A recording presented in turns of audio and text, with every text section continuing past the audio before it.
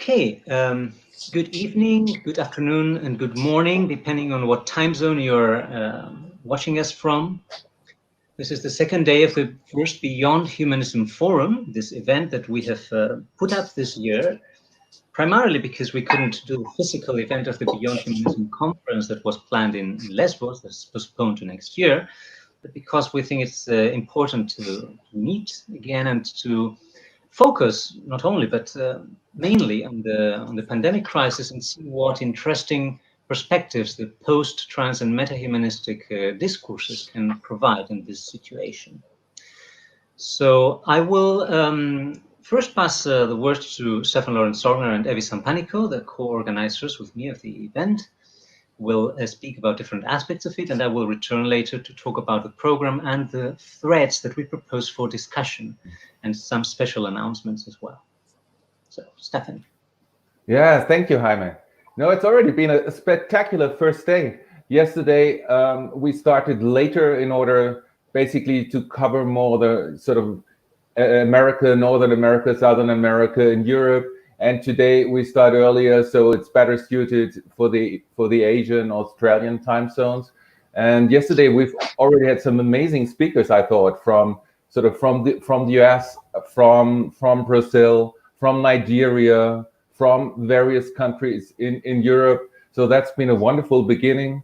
Obviously, I would have preferred then to go afterwards with you out for a drink on the beautiful island of Lesbos, but I hope we'll be able to do that in July, at the beginning of July next year.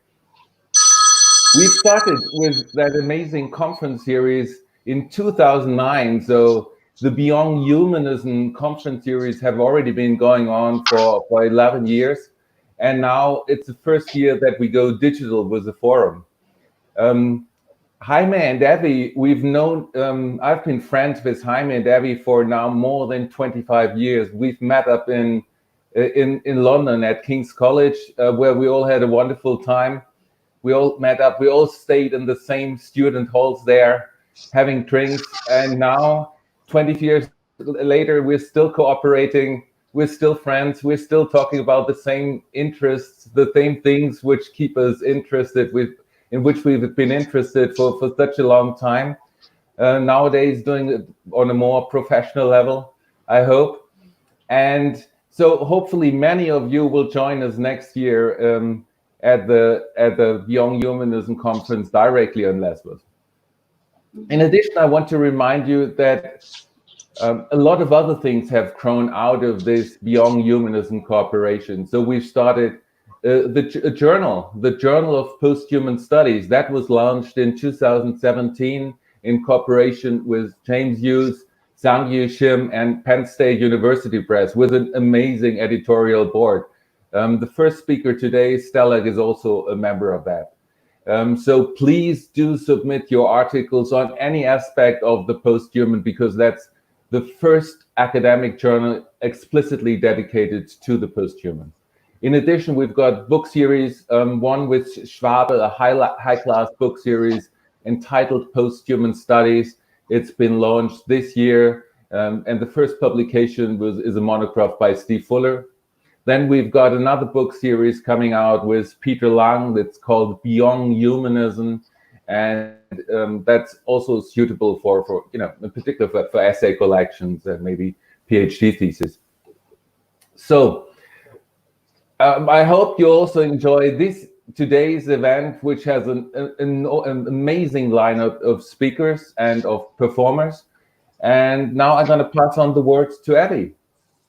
Hello, I hope you enjoyed the first day yesterday. Now we are going to continue with more extremely interesting topics and extremely interesting speakers, of course, like Stelarc, who's going to start this series of today's speeches. I would also like to remind you the Slack meetings in the Slack forum and the Slack discussion rooms. Would be more than happy if you joined these rooms and participated into the discussions. There are plenty of topics there to not only function as a preparation for the 12th Beyond Humanism conference in Medellin next year, but this platform can also be a basis for exchanges on post-human issues that are really current, like COVID-19 we were discussing about yesterday, or about power, about authority, about identity itself, actually. Well, I would like to pass the word to Jaime, who would explain what is going on with today's program. Yes. So, let me first first go quickly through the program and then do maybe a few other announcements. So we are starting. We're very honored to have Stelarc once again in the series. He was already with us in Seoul a few years ago in conferences. Could you please mute yourself, maybe? Then we have precisely from South Korea, Sang-Hoo-hee, talking about privacy in the age of the pandemic, and then Carmel Veisman from Israel. So we're going to Australia, South Korea, Israel, and then in the final discussion at 1 p.m. between all the speakers and with the audience conducted, and with the participation, especially from Yvonne Förster from Germany. So we are covering this whole kind of range of places and time zones in this connection. After the discussion, there will be a performance, or rather metaformance, by myself. And then after a pause, there's a separate workshop. Whoever is interested in that, I think someone needs to mute herself or himself.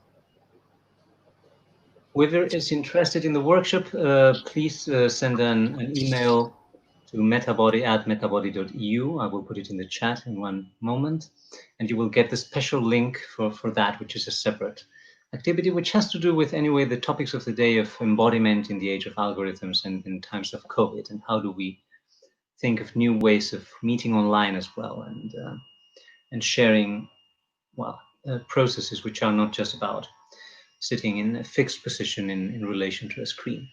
So let me just also comment a couple of other announcements. Well, the channel we are streaming in is the Post-Humans Go Viral channel, which we recently started. We invite you to look at the other videos that are being posted there by numerous intellectuals reflecting on the pandemic from post-humanistic perspectives. And we are very happy also, well, Stelarc will himself speak about his project, but we are very happy to be sharing also during the forum his new project, which can actually be accessed online. So it's very appropriately fitting in this online forum format. So you're invited to also check in the program website, which I just put in the chat, the links to all these different aspects I am announcing. You find them all in the program, and you can check them later. Let me also quickly remind of the 7 thematic threads that we have proposed for the talks, for the forum. As transversal topics, though some of the panels or talks focus more or specifically on one of them.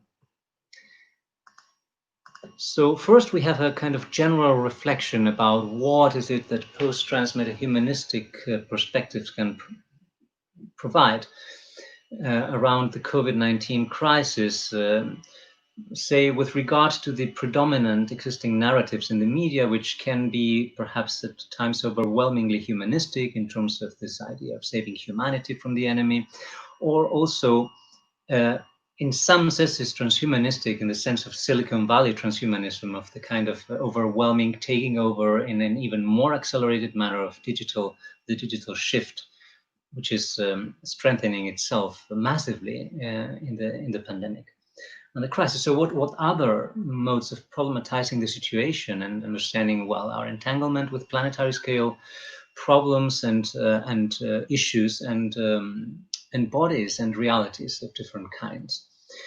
The other second thread is our reflection on surveillance and control and how far it is or not justified to increase surveillance for the sake of health, issues of algorithms and autonomous algorithms, ethics of algorithms, and so forth. An important and Wook, you will, I think, address some of these topics today.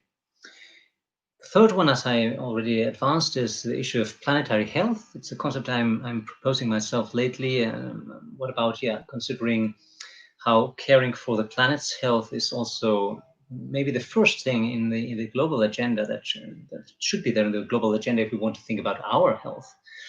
How can there be a health of humanity without a planetary health, so to speak? And then how do we think, well, environmental ethics in new ways as well? A fourth axis, which will be, I think, strongly focused of discussion in the final discussion today, is the embodied experience, which is so close also to the metahumanistic turn, and how can we reinvent our modes of thinking and relation through reinventing the body and its technologies. Of course, Stelarc has been doing that for many years, and his talk will probably show ways of reinventing precisely our ways of being a body. The fifth point, which I think will be particularly reflected in Carmel Veisman's talk about meta-relating in times of COVID-19. So what happens in this new era of conferencing, working, learning, consuming, and prosuming from home? This, what she calls the Zoomification of life, right? As you see, well, this time we are precisely proposing a different platform, but of course it's not just a question of platform, but what can we do around this issue of sitting massively for hours and hours in front of a screen, erasing the full spectrum of nonverbal communication and interaction, the spatiality and temporality of our communication, what happens when that gets erased and we are homogenized sitting in front of screens. In fact, the performance I will do later today is precisely one way of disaligning from that, still using the camera and voice processing, but in a different way. And the workshop I'm offering afterwards is also precisely about how to bring back a richer corporeality, what I call DI, in times of zooming, in times of being aligned with screens and autonomous algorithms that are profiling us in unknowable ways. The sixth thread we already focused on yesterday about the 10th anniversary of the Metahumanist Manifesto, although today we will keep bringing up the arguments that we propose there. And the seventh we also focused on yesterday on metaglobal dialogues, although again today we keep having, of course, perspectives from other areas of the world. Yesterday we had, besides Europe and the US, perspectives from Brazil and Africa, Nigeria. And so we were problematizing with this idea of the metaglobal. How can we transcend the idea of there being a single homogeneous globe, a single kind of reality of what a planet is, and try to account for the pluralities, the irreducible pluralities. What can we learn from those irreducible pluralities of how, well, the different realities in the globe actually are not reducible to an idea of a globe at all. So these are the kind of main 7 threads that we were proposing, and we are right on time today, unlike yesterday. So I think it's a very good moment to pass the word on to Chrissy, introducing Stelarc. Hi, everyone. Welcome. My name is Chrissy, and I have the absolute pleasure of introducing all our speakers. Welcome to all our speakers, and welcome to our viewers too. I'm also going to be channeling through any questions our viewers may have for the speakers. So if you do have questions, please type it on our YouTube chat, and we'll be allocating time after each presenter to deal with questions and engage in some conversation.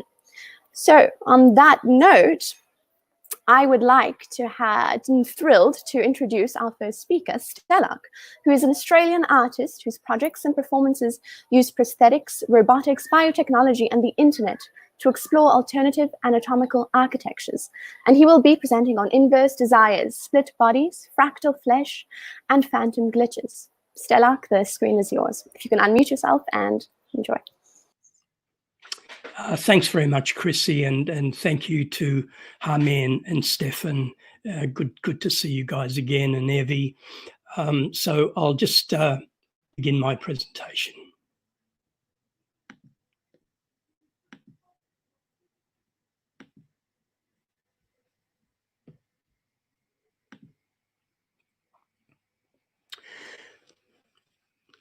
Okay, inverse desires, split bodies, fractal flesh, and phantom glitches.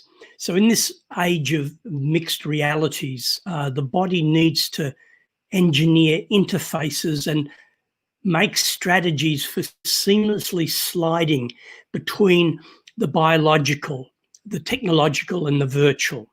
So the issue here is not so much who is in control or who is under surveillance, but rather what systems have adequate high-fidelity feedback loops that will generate more subtle and sophisticated extended operational systems.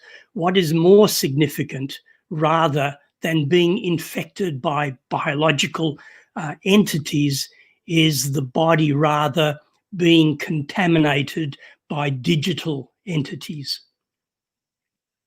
So now we have, with examples with deep fakes, high fidelity neural face swapping algorithms for images and videos, resulting in blending any face with any other face or body.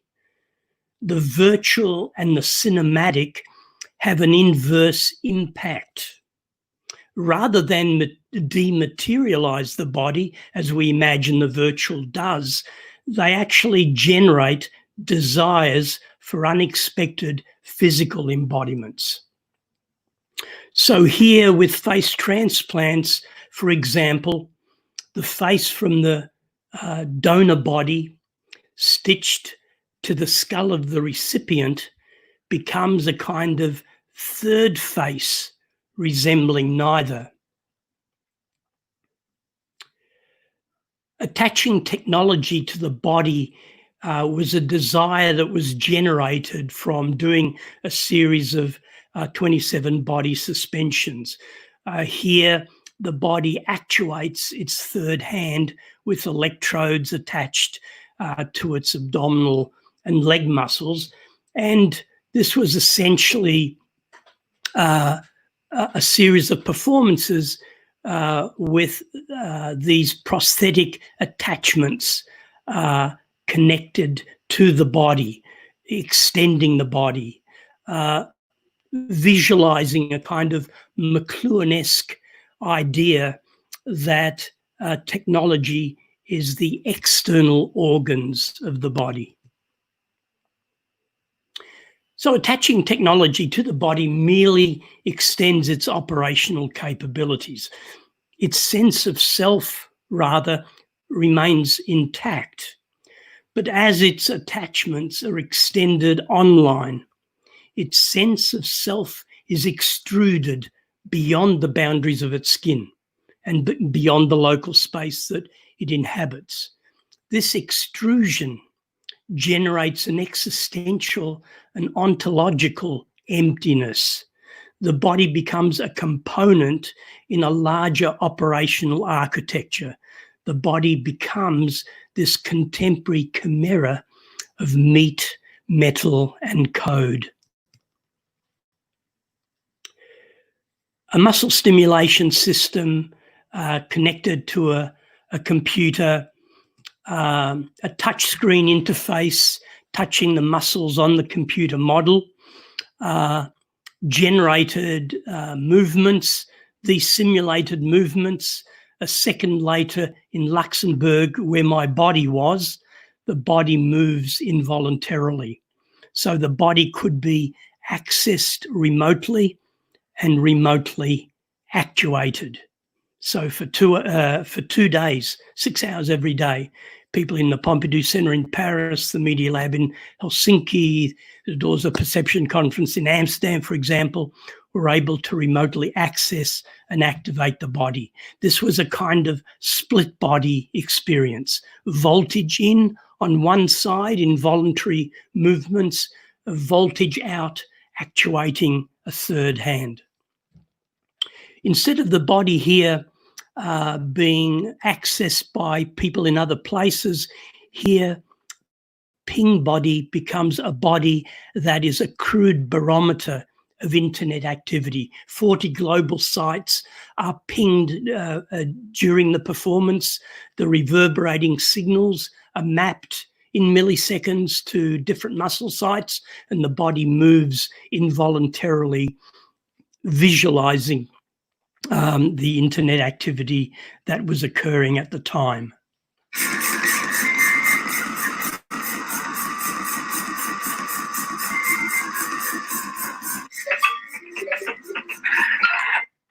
With Parasite, instead of the body being accessed by people in other places, instead of the body being a barometer of internet activity, here we engineer a customized search engine that scans the internet, selects images from the web, shows them to me in my head-up display. And these images are analyzed. The complexity of images determines how my body responds. So the images that I see are the images that move my body. These are anatomical images that are selected on the web. The body here also is the live video switcher and video mixer. Tilt sensors on its limbs enable it to choreograph the cinematic visualization that's projected above it.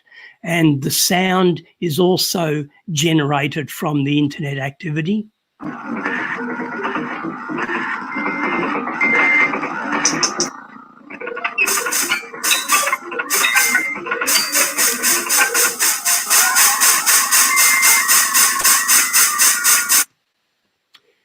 So bodies have become end effectors for other bodies and machines elsewhere. With remote operations of bodies and machines, presence is in fact marked by a double absence. We are neither all here nor all there, but rather partly here sometimes and partly somewhere else at other times. Movatar was an inverse motion capture system. Imagine an avatar imbued with genetic algorithms that can access a human body and perform with it in the real world. So instead of you accessing and controlling your avatar, imagine if the avatar could access a human body and perform with it in the real world. Conversely, a human could perform in a virtual task envelope. So the idea of being a possessed and performing body, in this case being possessed not by a technological exoskeleton, but by an artificially intelligent avatar. So this is an age of both fractal and phantom flesh. And by fractal flesh, I mean bodies and bits of bodies spatially separated but electronically connected, generating recurring patterns of interactivity at varying scales. And now, of course, phantoms are proliferating online. Phantom flesh is not merely phantasmatic, but increasingly the experience is akin to phantom limbs. So having a sensation of force feedback will generate a more potent presence of a remote body. Skins are increasingly now experienced as screens. And these screens now are attaining optical and haptic thickness. And it's this thickening that collapses the psychological space between bodies. And with microminiaturization and nanoscaling, teleoperation will not be operation from a distance, in other words, spatially distant, but also remote operation into the internal spaces of the body. So whereas extending and extruding the body online empties it, teleoperation of the inside of the body will in fact fill it with technology. Technology is not this McLuhan external organ of the body, but rather an internal component. In 1993, I engineered a sculpture for the inside of my body, inserted into the body, into the stomach, about 30 centimeters into the stomach cavity. The sculpture opens and closes, extends and retracts, has a flashing light and a beeping sound. This is a kind of an aesthetic gesture towards the increasing intimacy of technology with the body. Technology not being an external construct, but increasingly now a microminiaturized and nanoscaled component. And this idea came about because the theme of the sculpture Triennale was site-specific works. So instead of a sculpture for a public space, this was a sculpture for a private physiological space. So what's happening now with circulating flesh, with fractal flesh, with phantom flesh? Well, the dead, the near dead, the brain dead, the yet to be born, the partially living and synthetic life all now share a material and proximal existence with other living bodies, microbial life, operational machines, and executable and viral code. The ear was first visualized as an extra ear on the side of my head. This was not possible. It was not a good anatomical site because of possible partial face paralysis. In 2006, though, we did begin the first surgical construction of the ear on my arm. A nice platform, if you will. And then we could also put the catheter underneath here, pop it through, and that would be a nice stable construct for our microphones. Thoroughly. And we'll that's nice. Which end is the loop? Good.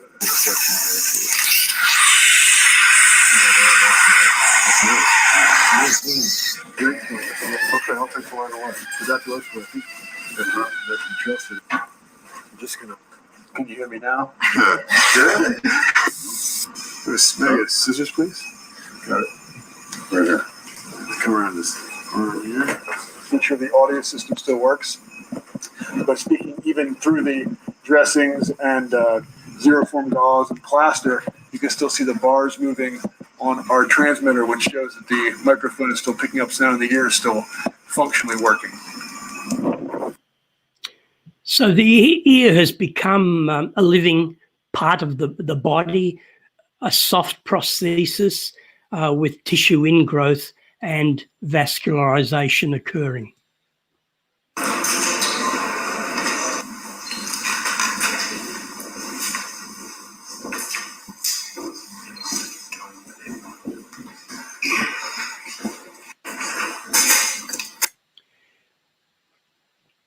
With the large sculpture of the ear on my arm, the idea came about that it would be interesting to suspend the body once more, but here suspending it above this 4-meter long sculpture of the ear on my arm. The body was suspended about 1.5 meters above the sculpture. When the body takes its full weight on the cable, because the cable is braided, the cable begins to untwist and the body begins to spin.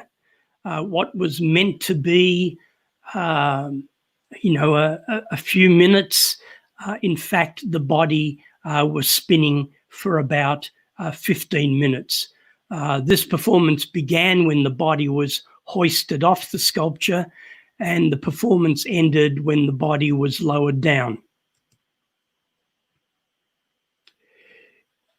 Here, the body is attached to the end of an industrial robot arm, and here its speed, its trajectory, its velocity, its position orientation could be precisely programmed. This performance was possibly the most dangerous performance. In fact, I did this soon after I returned from Korea, where I had an accident and broke a rib. So this was quite a difficult to realize. The sound is important.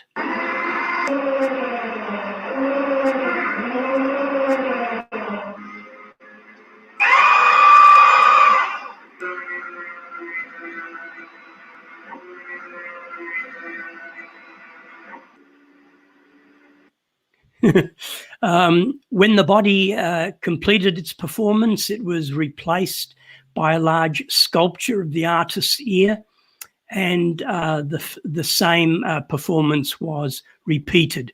What's interesting is that the robot that choreographs the ear is the same robot that carved the ear. So, coupled and complicit with technology, the body becomes this extended operational system of bodily metabolism, machine musculature, and computational calculation. Stickman is a minimal but full-body exoskeleton that algorithmically actuates the body for about 5 hours. We did, though, engineer in the latter iteration a mini stickman, and visitors to the gallery, by manipulating the limbs of the mini stickman and pressing play, they could insert their own choreography into the performance. So it was a kind of electronic voodoo.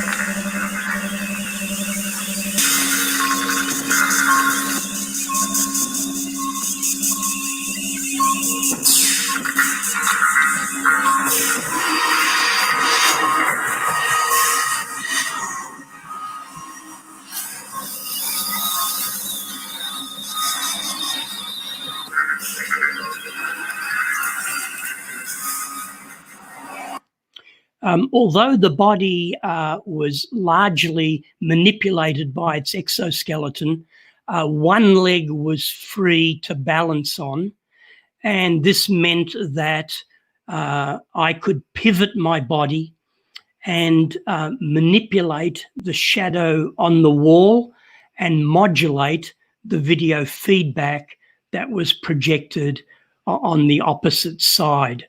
So this also was a performance of both a possessed and performing agent.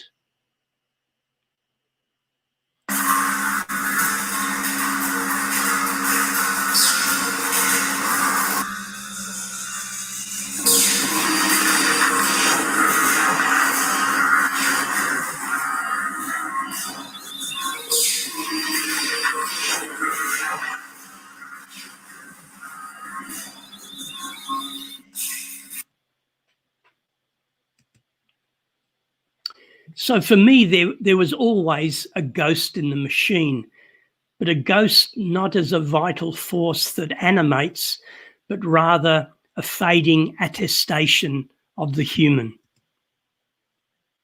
Rewired Remixed was a performance where for 5 days, 6 hours every day, the body could only see with the eyes of someone in London, could only hear with the ears of someone in New York, but anyone, anywhere could access my right arm and remotely choreograph it.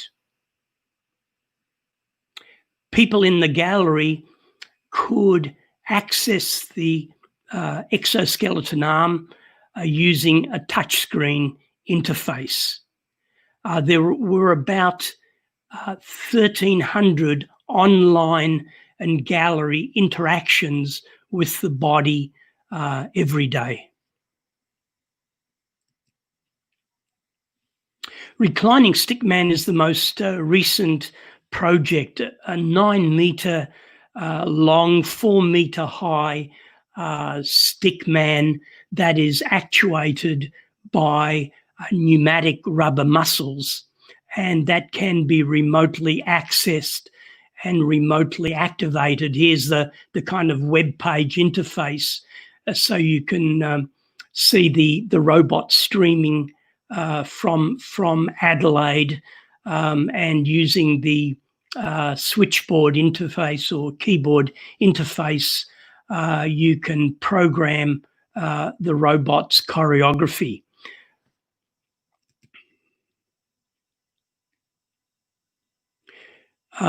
Nina Sellers aptly described the body on the robot as a human strap-on for the robot.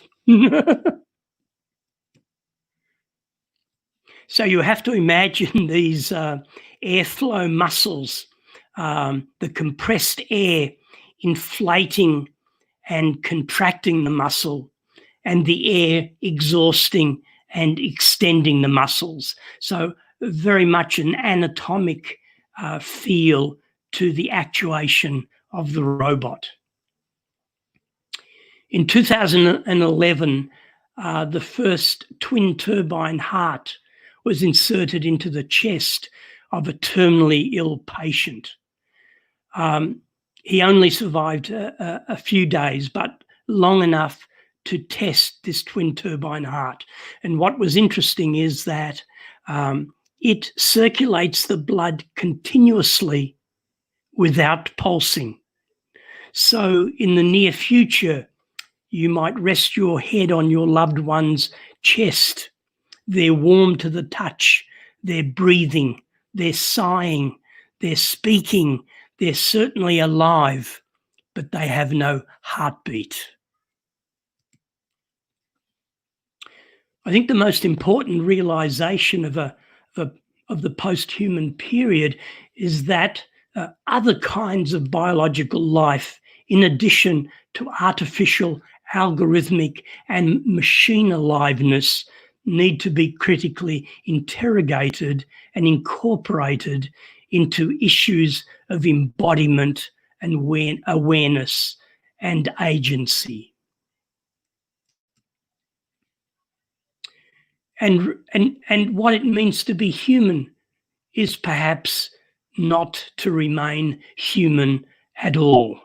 Perhaps populations of people without heartbeats becomes a reality in a near future.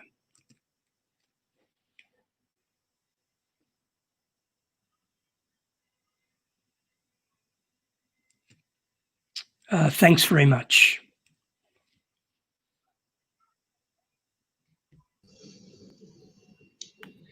Thank you, Stella. It's always extremely refreshing and wonderful to recapitulate and see the further evolution of all these extraordinary poetic statements, as I see them, of the infinite possibilities of bodily reinvention. And I want to state this issue of the poetic reinvention.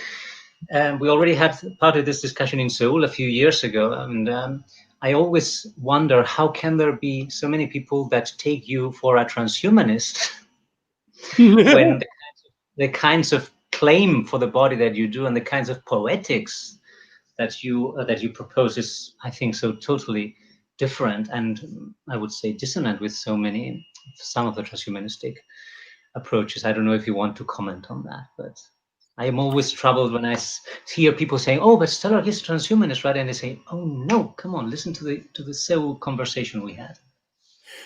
Well, I think as a performance artist in particular, as you would know, it's not enough to speculate.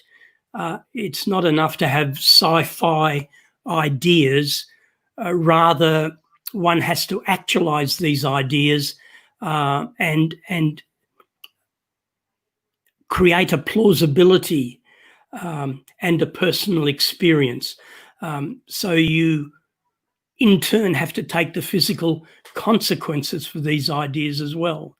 You know, to insert a sculpture inside your body, to surgically construct an extra ear, to suspend your body. I mean, these are ideas, but to experience them, to personally interrogate them, to have something meaningful to articulate afterwards, this is what's important. So I think with transhumanism, there are important ideas that are speculated about, but they're not often performed. And it's the performance, it's the actualization that generates meaningful ideas, I think. I would say also in terms of, I think that the transformations, the alternate anatomical architectures you propose, I think their poetic kind of force is quite at odds with any notion of enhancement, if you see what I mean. So this kind of quantitative enhancement, you know, this. Yeah. Well, I much more, as Donna Haraway would call it, monstrosity, in the sense of something emergent, something irreducible, something that's, so, you know. Yeah, I think it's been quite a while now since I have liked using the word enhancement because, for example, it's a value judgment anyway. These performances are aesthetic actions from this particular and peculiar artist, and they're not meant to be utilitarian in any way. They're not meant to generate any eugenic impulses or blueprints about better bodies. Rather, they're experiments in alternative kinds of experiences, and I think that's what's more important.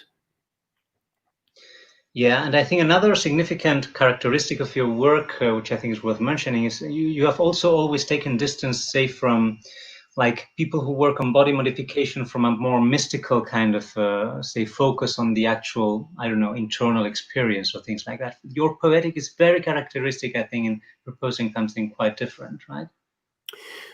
Well, I've always been skeptical about my own subjective reporting. And so this body tries not to take a personal viewpoint.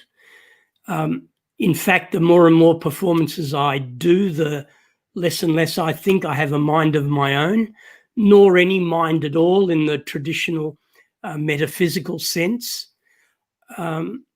So I guess one has to approach these actions and ideas in a tentative rather than dogmatic way. We as artists, I think, should be generating contestable futures, contestable possibilities, possibilities that can be performed, interrogated, evaluated, possibly appropriated, but most likely discarded. Yeah. If I can add myself to this, we have a question actually that's just been streamed for you, Stelarc, which I'll put on screen right here. A question from Professor Kevin Lagrandeur, who says, do you see your artists questioning consequences of our dependence on technology? I don't know if you want to comment on that. I think the issue is not so much whether we're dependent on technology or not. In other words, we shouldn't treat technology as a kind of alien other that we have to kind of come to terms with. In fact, one can argue that the trajectory of technology has determined our human civilization. What it means to be human is what it means to use artifacts, to use instruments, to engineer machines. To what it means to be human is to go beyond the limitations of this biological body with this form and with these functions, and also to engineer technologies that can archive the cultural and scientific pursuits of people. So we are the technology. There's no separating us from technology. We can't simply now erase this technological form of functioning. Of course, there are possible, there are problems, you know, we have to manage. Paul Virilio, in a discussion we had, asserted that against my kind of being a proponent of technology, Virilio pointed out that with every new technology, there's a new kind of accident. And yes, the technology is potent, is powerful, but if it's managed, then it can generate an extension of our operational awareness in the world. So the issue is not so much being dependent on technology. The issue is really the kind of realization that, you know, we are technologically constructed bodies, and we can't escape that. I think I've always found interesting the way in which you mostly avoid like specific, explicit political statements, but you make them implicitly somehow, or say there's also an ontological and philosophical force in what you do without you pretending it to be a theory, but I think it does provide.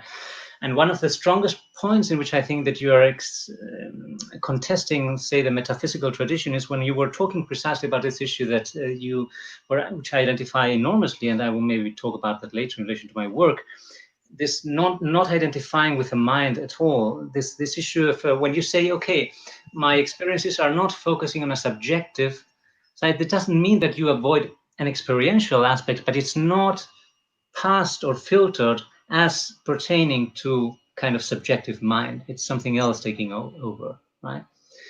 So you're not simply negating experience, you're saying, no, it doesn't pass through this subject that centralizes the activity.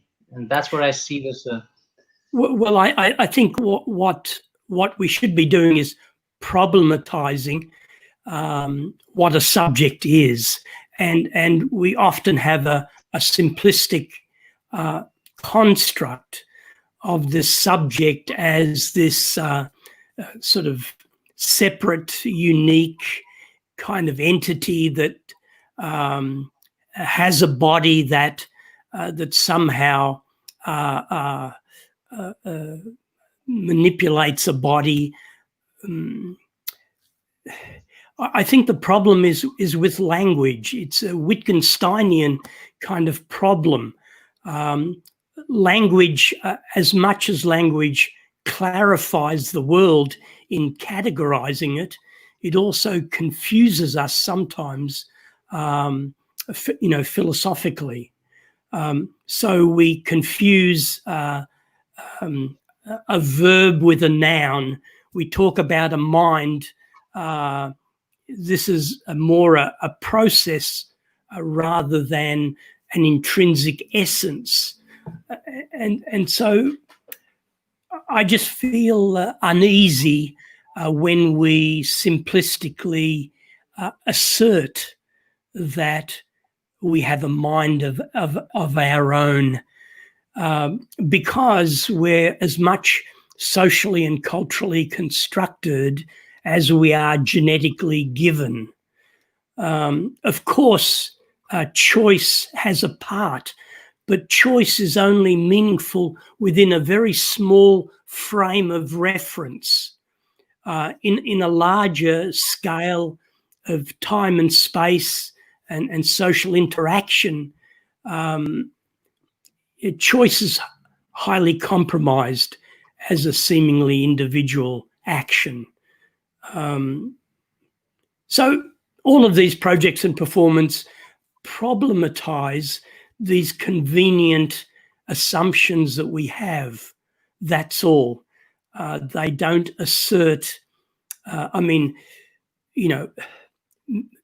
there's a large number of people in cognitive sciences, in consciousness studies, and in philosophy who would totally disagree with the idea that you can do without the idea of a mind or a self. But in a sense, these are other kinds of phantoms within our physiology that are convenient, but in actuality, there's nothing there. Thank you. And just to get one more question in that's pertinent to this time that we have now, and then we'll move on. From Luke Robert Mason, he says, virus is a metaphor commonly employed by Stelarc. Will that need serious rethinking in this post-COVID-19 world? How does he think coronavirus has changed the audience perception of this concept? Well, I think, and hello, Luke.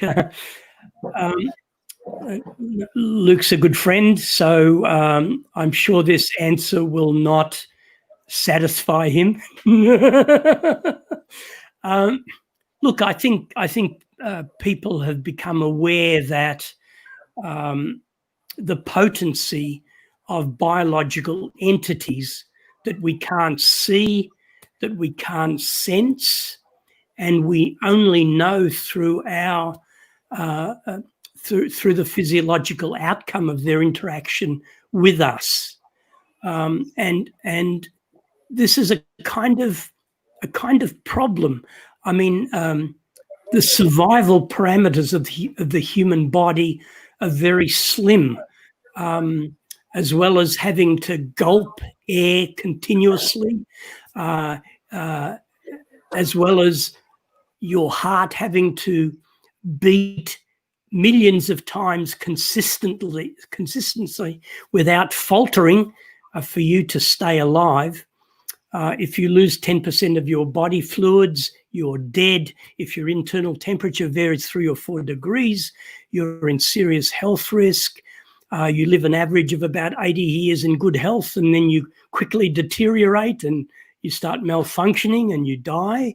This is a problem. And in addition, the body is incredibly vulnerable. It's susceptible to be easily damaged and to be easily infected by viruses and bacteria that are invisible to our eyes, to our senses. So do we accept the present design of the human body, or do we consider perhaps ways of redesigning it so that its longevity can be increased, so that it can have an extended sensory relationship with the world, both in a micro and macro scale? We can take a Heideggerian stance and say that death authenticates life, for example. But that's just, in a sense, justifying the biological status quo. I think the body is poorly designed. It malfunctions often it's vulnerable in lots of different ways.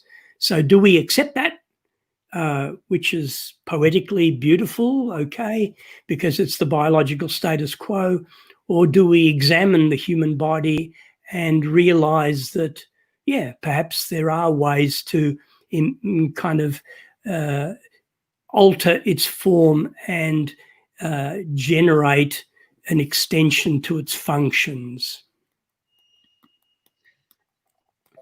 Thank you.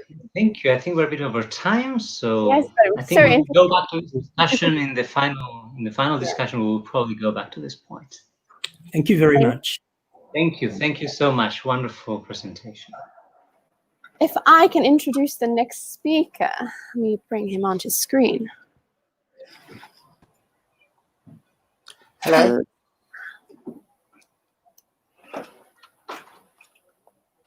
Can you hear me? I seem to be stuck, but we are. Yes, there we are. Okay, good. Hello, good. let me give you a short introduction, quick.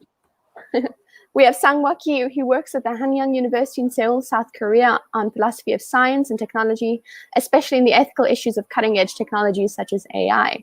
And he will be speaking about privacy in the age of the pandemic. So the screen is yours. Okay, thank you. Before I start, I would like to thank all the organizers, especially Jaime, to have this wonderful opportunity to discuss various issues of post-humanism. My topic, privacy, I take it to be one of the issues of post-humanism, in the sense that among the various research projects in post-humanism, I take it one of very productive way of looking at these issues is re-examination of humanistic values. So we are not saying that all these humanistic values established from the modern era to until 21st century is useless. We're just saying that some of the attitude and some of the values we take for granted may not be that solid grounded. So we might ask re-establishment, or in a different setting, re-examination of this kind of humanistic values. And I think that the privacy, especially in the context of current crisis of coronavirus, COVID-19 pandemic, is that sort of values, humanistic values, we need to look at carefully. So, okay, I will just move on to. Okay, so let me just start with some basic facts. So COVID-19 and privacy. And we all know that because this has been broadcasted by mass media in many countries, we relatively, due to this massive broadcasting, we relatively know more about how other countries are doing against this COVID-19 crisis. So different countries has taken different quarantine methods to tackle the COVID-19 pandemic. And it seems to me European countries tended to adopt the restriction of movement method, including total shutdown. And a few Asian countries, including South Korea and Taiwan, opted for the movement tracking and information sharing method. I think each has using this method to have a certain level of success. But some European scholars, especially from the legal point of view, and some civil rights movement, pointed out that there is this serious infringement of privacy in the latter method, meaning this movement tracking and information sharing method. And I think in that respect, they are correct. I mean, there's no question about that. There is a serious infringement of privacy issues in this particular method. But the interesting thing is, maybe real Europeans, European scholars and colleagues may comment on this in the discussion time. But as far as we hear from our mass media reporting on the European response. Those Europeans who criticize this infringement of privacy of Asian countries do not have a very harsh view against the restriction of movement, which is a serious infringement of legal rights of free movement. But that is a kind of strangeness I have. But as I said, what they are saying is absolutely right. I mean, this is really serious issues and a clear case of infringement of basic privacy. And in our country, South Korea, for instance, we have lots of discussion and criticism within our countries against this kind of government measures. And we many people have pressurized the Korean government to reduce the kind of privacy information they are using to have effective control or the quarantine of COVID-19 spread. So I think there's no question about that. This is a serious issue. But interestingly, some of these European scholars offered their way of explaining why some of few Asian countries adopt this very serious infringement of privacy, and they make some kind of interesting, amusing for me explanation. So I will come back to this at the end of the talk. But my main point is about this privacy issues. Okay, good. I think in order to look at these issues in terms of humanistic value of privacy, we shouldn't just look at the philosophical understanding of privacy, because that's too technical and scholastic. We have to look at the common usage of privacy, how ordinary people understand the privacy issues. So I have this here, the three the dictionary definition of privacy. The first one is Korean. Okay, this is your Korean experience. I'm taking this from the Korean Standard Dictionary, the most largest comprehensive dictionary in South Korea. And it says privacy is a right. So it actually defines privacy as a right. That's quite different from the other definition of Oxford Dictionary and Collins Dictionary. A right to not to be interfered with a personal life, or, this is interesting, or their family life. Okay, so Korean common usage of privacy has two interesting characteristics, which is they recognize privacy as a right explicitly, and secondly, they include the family business as a privacy. Okay, you may think this is kind of variation, but you may think twice when I talk to the next slide. Okay, so let's go to the Oxford Dictionary privacy.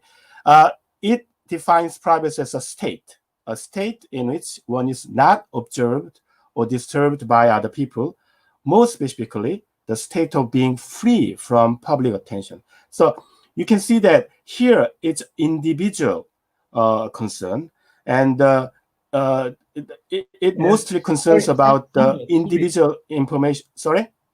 I think you think you are showing slides, but we are not seeing slides. Oh, really? Yeah. I'm sorry. So, okay. Sorry, I'm sorry. I think make sure you bring them out, and then I go out. Okay, I'm very sorry. So you are actually listening to. I'm very sorry about this. Okay, can you see this now? Yes. Oh. Okay, let me go to the. Okay, so this is the first slide, so you can see this now, and this is second slide. I talk about this. They are cut. If you could put them in non-full screen mode, because we. Oh, here again, still cut. Okay, got it. Okay, I'm very sorry. They are more cut than in the test. Okay, got it. No worries. This is part of online. It's like I know this is a cumbersome, isn't it? Okay, let's go straight. Okay, so the Oxford Dictionary defines privacy as a state. That's the important thing. and it mostly concerns about individual information not shared by other people. Okay, so they define privacy as public attention perspective. And if you look at the other the dictionary, the one of my favorite, Collins English Dictionary, it says if you have a privacy, you are in a place or situation which allows you to do things without other people seeing you or disturbing you. So it's a similar thing. So it's basically what I say in the meantime, information concept of privacy. So you have information about your private life, and when you have a privacy, you have a control over this information, in a sense that if you don't want to share this information with other people, then you have to you can do that. So you have a control over your private information. This sense of privacy actually started appearing in the 18th century and increased its usage after mid-20th century. Okay. Now, let me just pick up a few philosophical discussion of privacy. It's not comprehensive. I'm just picking up some interesting points in order to use them in my later discussion. Okay, so Aristotle. Philosophers are very familiar with Aristotle's division of life, individual life, into two realms. Okay, polis, public life, and oikos, the private life. Okay, interestingly, as I said before, in Aristotle's concept of private life actually emphasized quite a lot of family life. So when you say oikos, it's not just you; it's actually concerning about your family life entirely. Okay, so in Aristotle, there is no particular mention about the protection of a private life. It's just that because Aristotle is a virtue ethicist, in order to be virtuous in each realm, you have to follow different normative standards. So you can clearly recognize these two realms, but that's all. Okay, then another one. Okay, sorry. And let's talk about Locke. If you look at Locke has this interesting concept of the origin of a private property from common resources. So in the philosophical thought experiment of natural state, so Locke didn't really think that it is actually happened in the real historical time, but it's just a thought experiment. All the natural resources are commonly shared, owned by all the people. But then if you mix these natural resources with your labor, then this particular natural resources becomes your own private property. Okay, so that's a kind of so-called Lockean proviso for the justification of private property. Now, I think you can ask the question using this Lockean proviso, are we justified to say that individuals own their private information? For instance, when you are moving around in a city, then it's clear that you don't want to share this private information of your movement with others unless you explicitly consent to that. Okay, that's very understandable privacy consideration. But what I'm saying is not that's not the proper concern. What I'm saying is it the case that you are justified to say that you own this information in the same sense you own your cars or house or your books? Okay, it's controversial. I'm not saying one way or the other. I'm just saying that this is a debatable point. Okay, let's go to John Stuart Mill. Mill is important in the case of our discussion of COVID-19 because Mill emphasized so much about the autonomous decision of individuals without any kind of interference of government. But there is a big if for that autonomy to be justified, which is so-called harm principle. So autonomous decision of a rational individual should be respected as long as doing so does not harm other people. So Mill was very adamant on that. In this case, you have to ask whether, in certain cases, protecting privacy may harm other people. Now, of course, the answer to this question clearly depends on what do you mean by harm. I mean, if you define harm in a very broad way, then of course what you are trying to do with any kind of a privacy protection will harm people.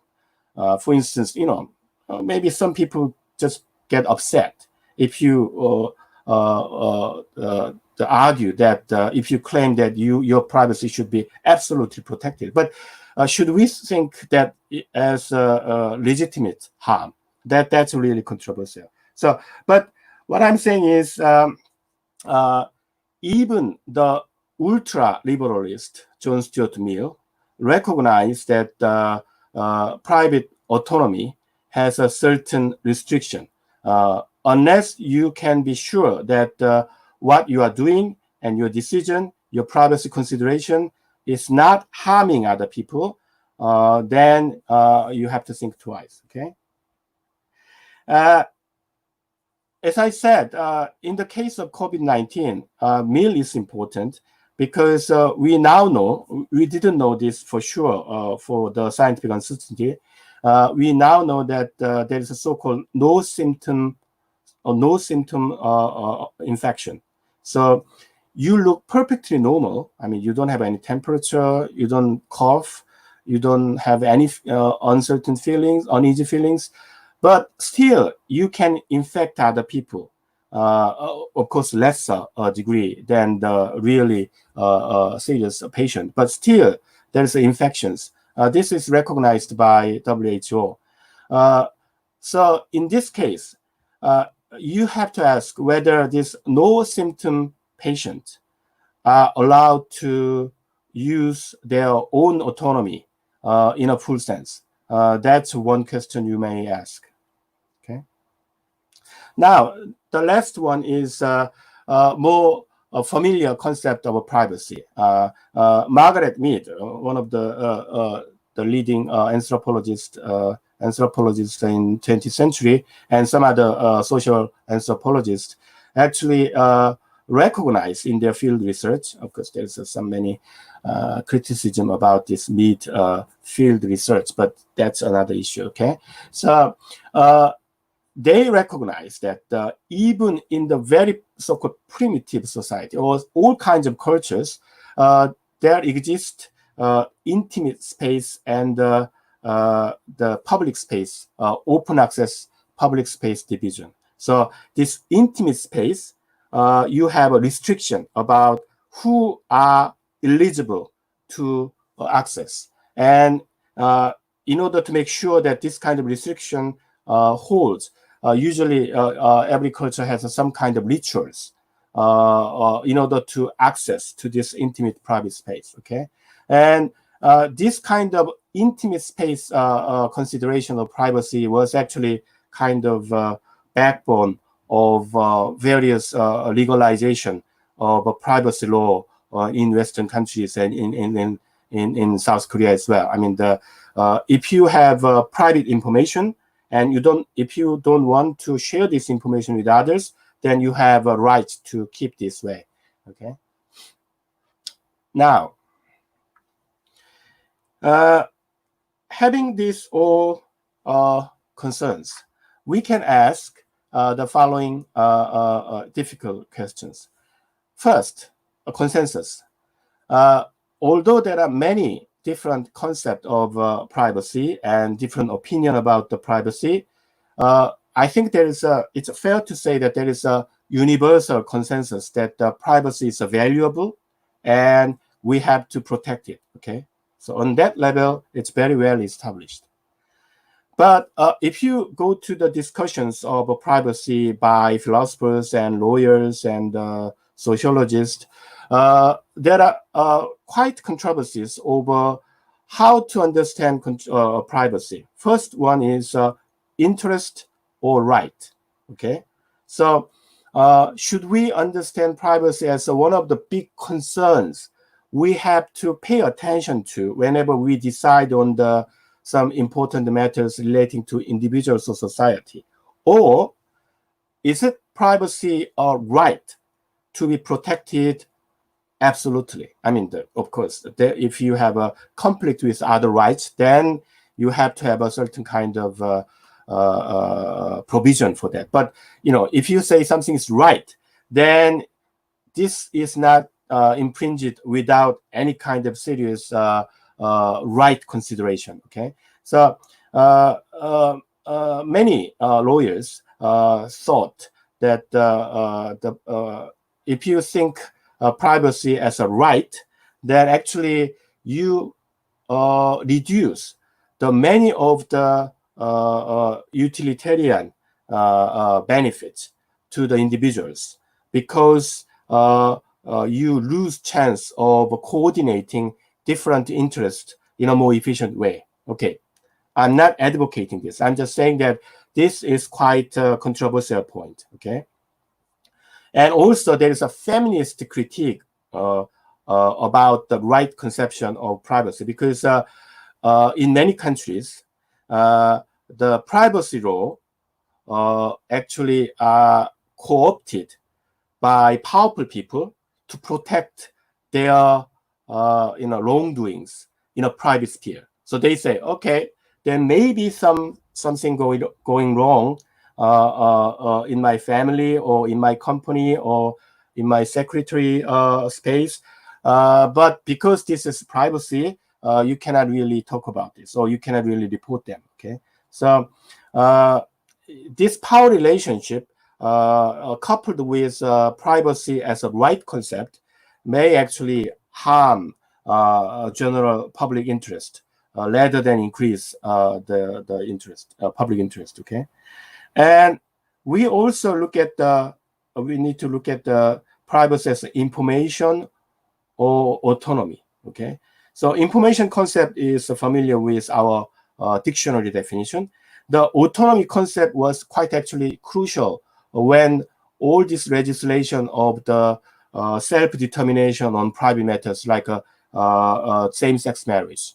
When same-sex marriage was legalized, one of the biggest legal defense logic was privacy as autonomous decision power. Okay, so you have these two concepts. I mean, this is not particularly at odds with each other. I'm just saying that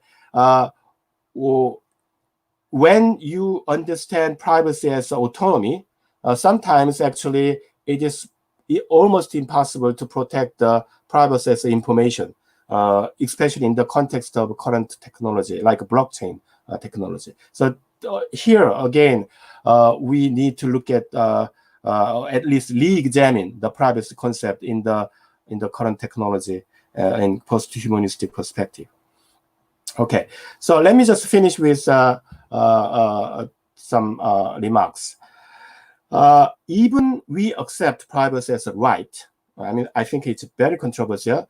That doesn't necessarily mean that privacy right should always prevail over the other rights or consideration, such as public interest or social benefits. What I'm saying is, when protecting privacy is actually harm a lot of people's interest or public interest too dramatically or too seriously, then you may consider, okay, at least you may consider infringement of privacy as a legitimate way of increasing public interest. Okay, of course, this is much easier if you do not take privacy as a right. If you take privacy as a just interest, then of course you can more easily coordinate this interest with other interest. Obviously, balancing privacy and public interest consideration is crucial. I mean, this is easy, but an important part, there is ultimately unlikely the one size fits for all balancing point here. What I'm saying is, if you have a serious consideration on this matter and say that, okay, this is the answer to the balancing. I don't know, 75% of privacy and the 25% of public interest. I don't think that's the right way of going there. I think we should arrive at context-dependent justification through democratic decision-making, discussion, social consultation in each society. I believe this is high time to start this discussion and consultation. Okay. Before finishing this, I will give you one very short introduction to South Korean people. These European commentators say South Korea is technically still at war with North Korea, and so they have a very strong and very liberty-infringing societal social security system, such as national identity number. This is true. I mean, I think because of North Korea, we have the serious problem of liberty. And I think we have to overcome this in some ways. I think we are very committed to this. But the thing is, in any sense, South Korean people are far from docile. I mean, this is really kind of a farcical, I mean, the comical, tamed from a long experience of authoritarian regime and ready to accept the infringement of personal freedom or privacy. I mean, those people who are saying this is just don't know about the Korean history, Korean civil movement. Look at this picture. I mean, we impeached the last president by just a peaceful demonstration like this. We have more than 1 million people gathered in the central Seoul and pushed this president to the prison. I mean, I don't think South Korean is really docile if you look at this picture carefully. Okay, thank you. Thank you for the great presentation and this overview of privacy concepts, which is so necessary nowadays. We are really over time, but there's one question, and I also wanted to throw a quick reflection. Let's start maybe with well, since mine is more of a comment, you can reply, but it's more like the picture you presented is already very complex, of course, and as I totally agree, it's a very urgent and complex issue, which you have staged very well. I want to complicate it further by asking, well, how far is the current situation with the algorithmic technology that we have nowadays, even beyond that? Consider, for instance, how people like Mark Zuckerberg, who are shaping the world nowadays, say that it's not existing anymore. Say privacy is an old concept. It's an old concept. And how does this relate to the fact that I was mentioning yesterday that we lack still ontologies to understand how autonomous algorithms are working in big data systems, how every single app we have installed in our smartphones is such a dynamism and opacity that we cannot absolutely understand at all what's going on there. So we have this amazing big brothers in our pockets all the time, which are well beyond any imagination of any science fiction writing. And so I think what I always say is that our common sense still operates in divisions of private and public space that we have inherited from disciplinary society, as Foucault would say, from, say, the 19th century almost. But the realities in our pockets are already moving in a completely different realm, which I think we need to, move on with our ontologies and say, what's going on there? Where did privacy end? And maybe we need to jump with new ideas, even much more radically and wildly. I don't know. I take it that really post-humanistic questions. Thank you.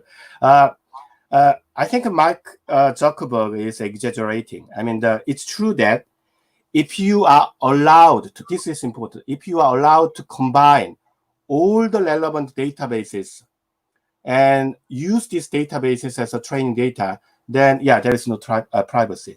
That's true.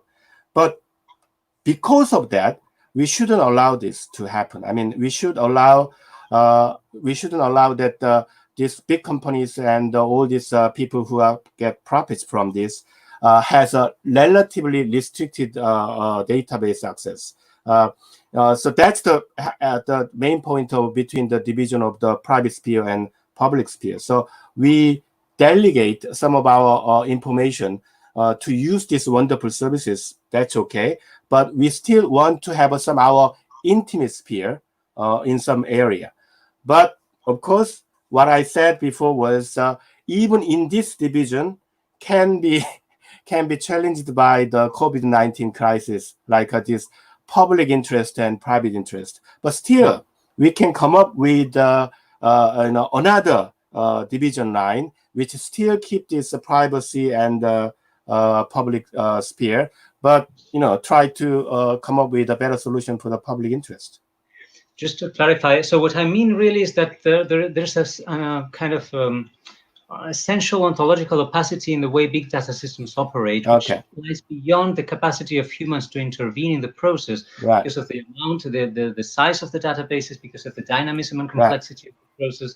So this is the shift that Deleuze already identified from the individual to the dividual. We have become individuals, samples of data of population masses, which are reoriented by big data systems, trying to find out patterns of behavior, emergent patterns that can be directed or capitalized. But this really, I think, poses even, that's why I say we have this ontological challenge to really understand what's going on in the big data scene, which is just emerging and rising. But I think we have very little time, and we have a question somewhere. If I could direct one question through that we have. Some AI apps for mobile phones have been helpful to track people with COVID and slow its spread. How do we balance usefulness with privacy here? And does it matter that it is semi-autonomous tech? Yes. But even with this, the smartphone apps, there is a different kinds of apps, depending on which kind of information they are collecting and which kind of database that they are sending this information to, and which kind of database this information are coupled with to arrive a certain quarantine decision. Okay, so I think that the best way to proceed to make a legitimate or justifiable division between the privacy and the public interest is to minimize privacy infringement as long as we can have a successful quarantine with this minimized information. So we increase the information which is necessary to have effective quarantine measures, but stop at a certain point when we don't need the extra information, and try not to merge unnecessarily database like a police database and the private life database. So I think that's the kind of practical solution for that. There was a previous question by Ruben in two parts, if you can pick it up. And here we have the first part. I think that we should deal with a dual perspective, with data that are necessarily public because they contribute to the common good, and a space within our data. And the question goes on, which will depend on ourselves taking precautions to keep them private.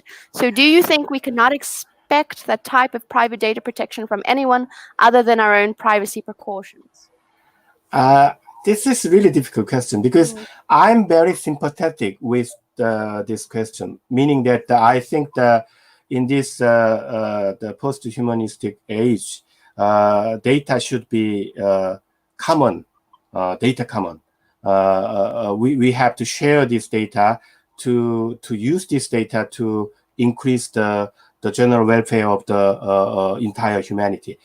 But the problem is, if you go to the real consultation, like general public or lawyers and some of these interest group, they have a very strong opinion about this ownership. That's why I include this ownership, whether you can say you are justified to own your private information. But if you go to this consultation, public consultation, many people have a very strong opinion about their ownership. They say, I own my data, so I have a right to get any kind of benefits from this data, and I have a right to withdraw my data at any point, which is sometimes impossible technologically. So I agree with the questions, the general direction, but I have to say that it's actually quite practically difficult to realize in the real consultation session. Thank you so much for your presentation. Yes, time. I thank you, and we'll obviously address more questions towards at the end. Okay, thank you. Thank you. We will continue in the final discussion. Yes, and here we have Carmel Veisman, who I would love to introduce. Dr. Carmel Veisman is a digital culture researcher at the Kahn Institute for the History and Philosophy of Science and Ideas at Tel Aviv University, and she will be presenting on the Zoomification of our lives. So the screen is yours, Doctor. Oops, if you could unmute your microphone, please. Thank you. Hi, everyone. It's good to be with you all in some capacity.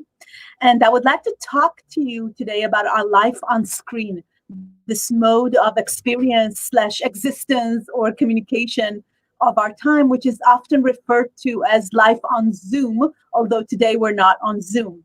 And I want to try to speculate on different perspectives or different discourses, human, transhuman, and post-human, when it comes to the Zoomization of our lives, if you will.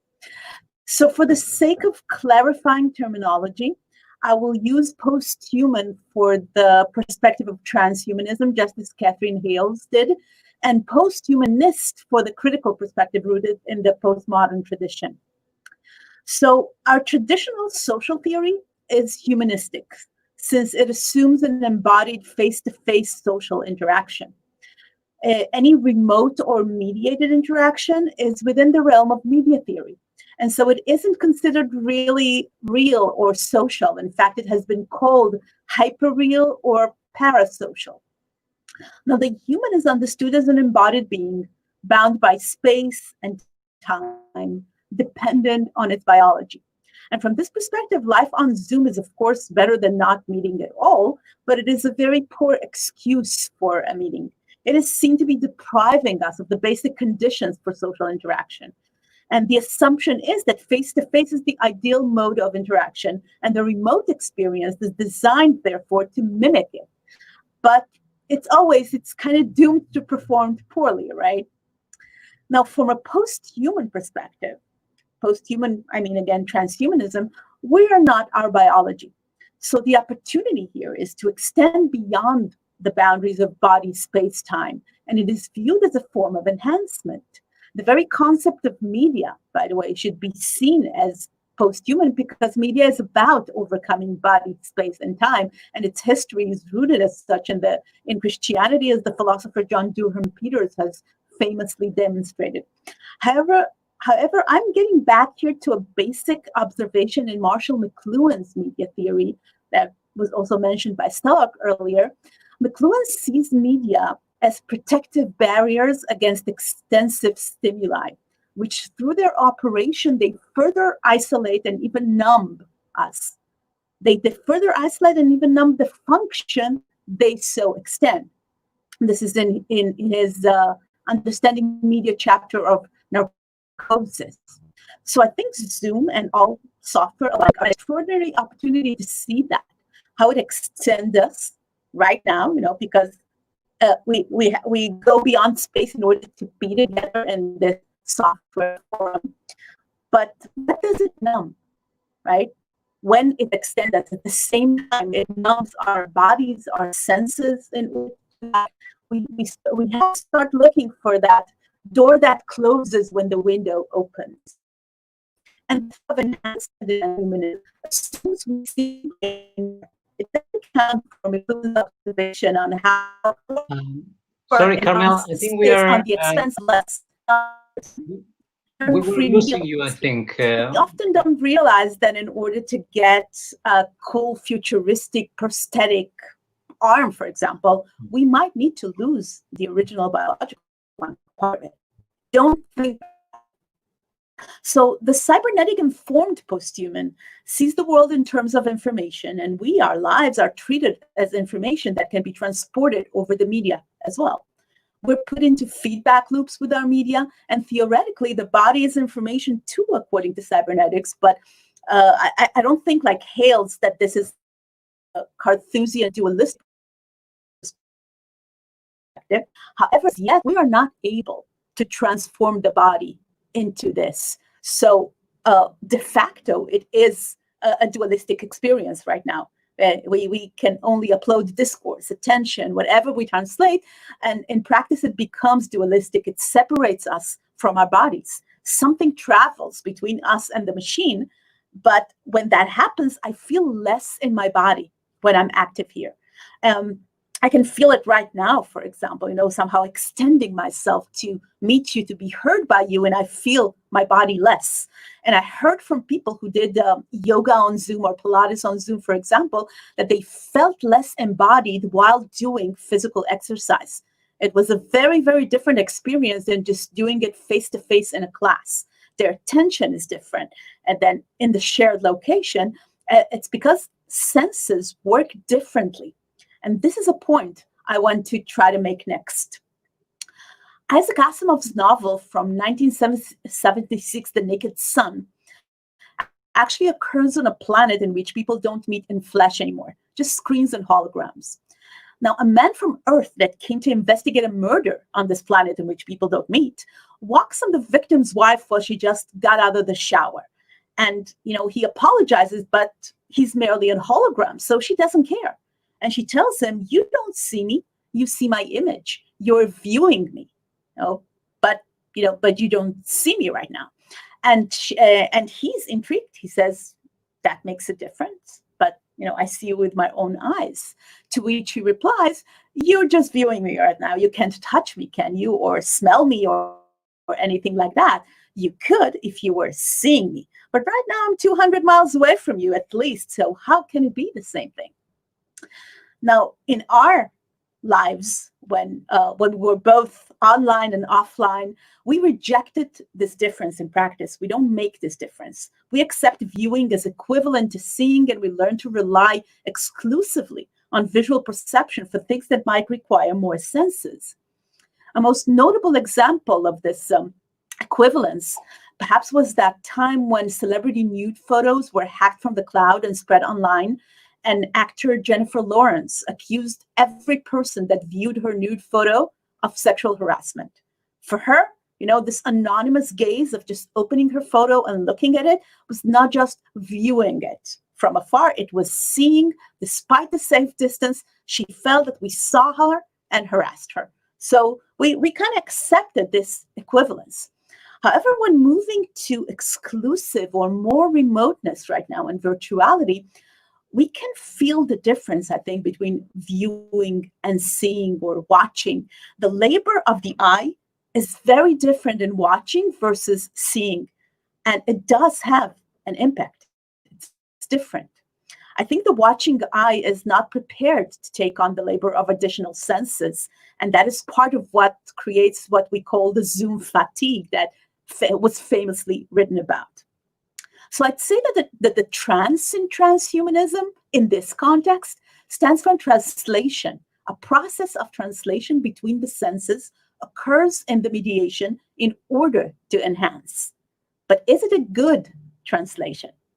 Let's take touch, for example.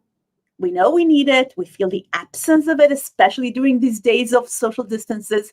But can we experience, for example, the essence, the concept, the Platonic idea of touch without the actual embodied sense of touch through an analogy of touch, maybe? So I want to try to show you something. I want to try to show you an art project that happened on Zoom by two Israeli artists. Let's look at that for a second.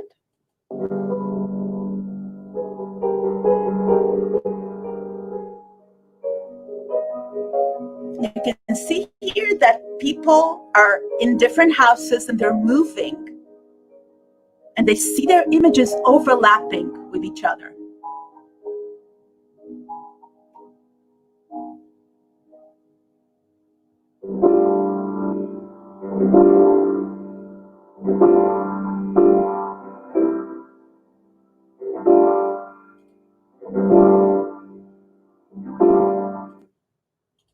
Okay, so this was just a short example to try to show you what's going on here. So what we have here is in fact the feedback that is generated from my movement that results in a visual overlap with another's image, and we interpret this as proximity. This is a translation.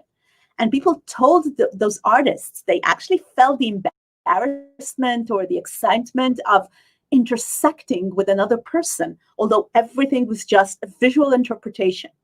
So this is not just about, touching with our imagination. It's an actual translation of a sense, of one sense, to a different sense. And this is what mediation is about, according to Bruno Latour. Mediation is a process of translation, but translation, we know from literature as well, is never perfect. It's never a perfect reproduction. And Latour warns us that this entails a displacement of purpose sometimes, and that could mean the world to us. So we can get back to the Zoom and perhaps examine some of its phenomenology in terms of its attempt to translate a face-to-face situation. The interface of a lot of those softwares is designed as a perfect metaphor for face-to-face meetings, suggesting that perhaps this is a one-to-one translation and we should act and react the same as if we are sharing mutual space.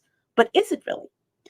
There are very small technical differences that seem insignificant, but they can have a radical ramification on our interaction and its consequences. You can think of some, because I think all of you have experience with Zooming by now. For example, seeing yourself while speaking, or the technical inability to create eye contact. No, we either look at the face of a person or look at the camera for them to see us as if we look to them eye to eye, but we can't technically lock eyes. And we have so many facets of controlling our exposure. You're not seeing my house now. You're seeing a background picture of Tel Aviv, where I am at right now, and you're not seeing that I'm sitting here in shorts, perhaps, right? I could be here in pajamas. I can unmute myself. I can close the camera and arrange my frame. So much controlling of my exposure.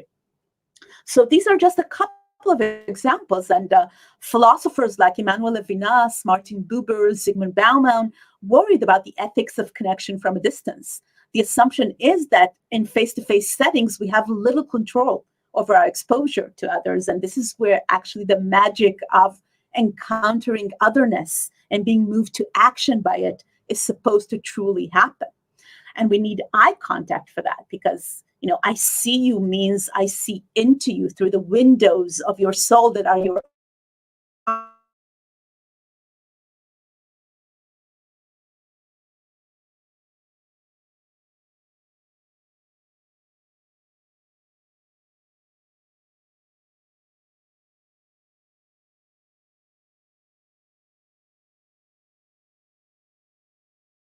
I think we've lost Carmel a bit. Let's hope she returns. In any case, the video that she has posted in the Post-Humans Go Viral channel summarizes the similar ideas. So we can, those of you who are interested can go back to that video as well and check it. Carmel, I don't know if you're hearing us, but we lost you. Yeah, she's out. Okay, well, again, I invite you to check the video in the Post-Humans Go Viral channel, where she was introducing, so she was summarizing these aspects when she started to get lost of how we cannot make eye contact, which is one of the crucial differences from this kind of communication and face-to-face interaction. We see ourselves, which is a weird also relation to ourselves when talking to other people. The control we make of we have to pay attention to controlling the entire stage, and we can control it in ways that you cannot in a face-to-face interaction, where you're more exposed to contingencies. And that, she was quoting then Levinas and other authors, that is also the richness of embodied interaction, the unpredictable aspects. I'm just trying to summarize things that she's also expressing in the video, in the channel, which are important points. Let's hope that she can come back.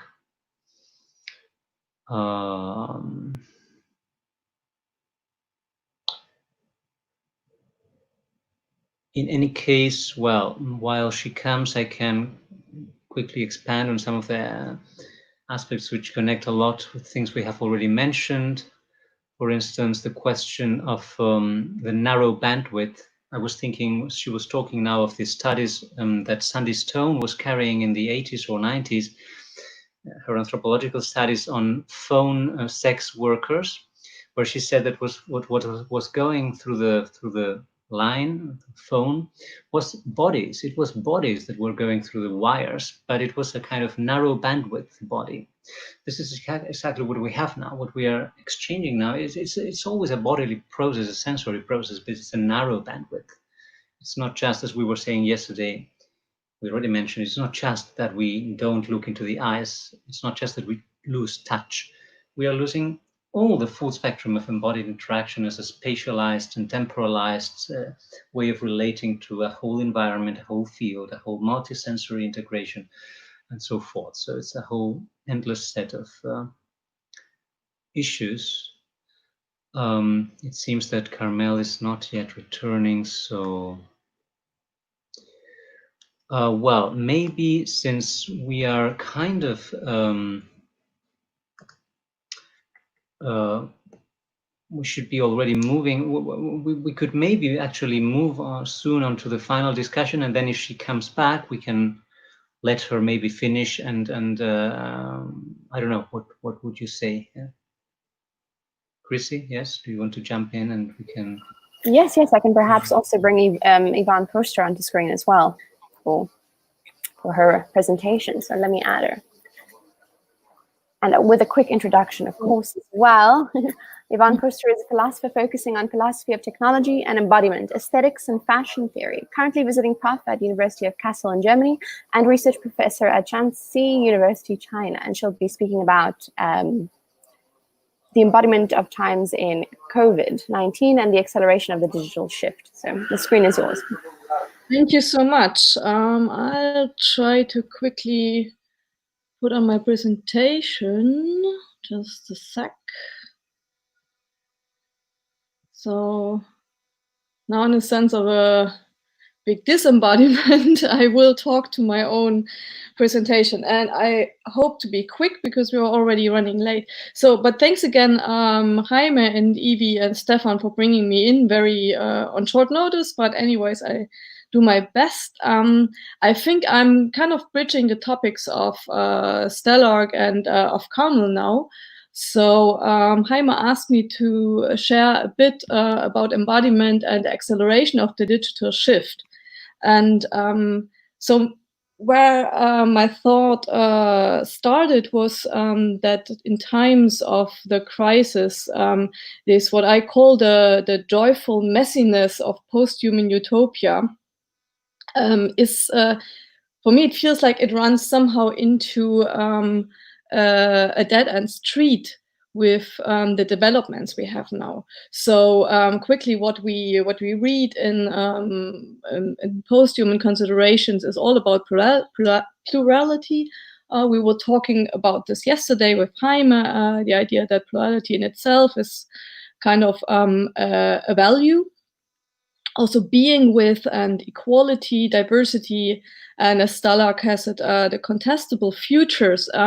All these huge concepts, they are merging in the idea that we basically go out, we play with everything. We play with each other, we play with technology, we try to be with otherness, and this way to relativize our own standing in a sense. So it's very anti-dualistic.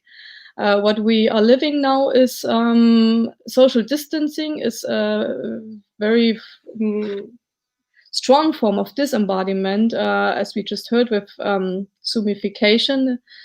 As Carmel said, we are living in a world now that has less senses.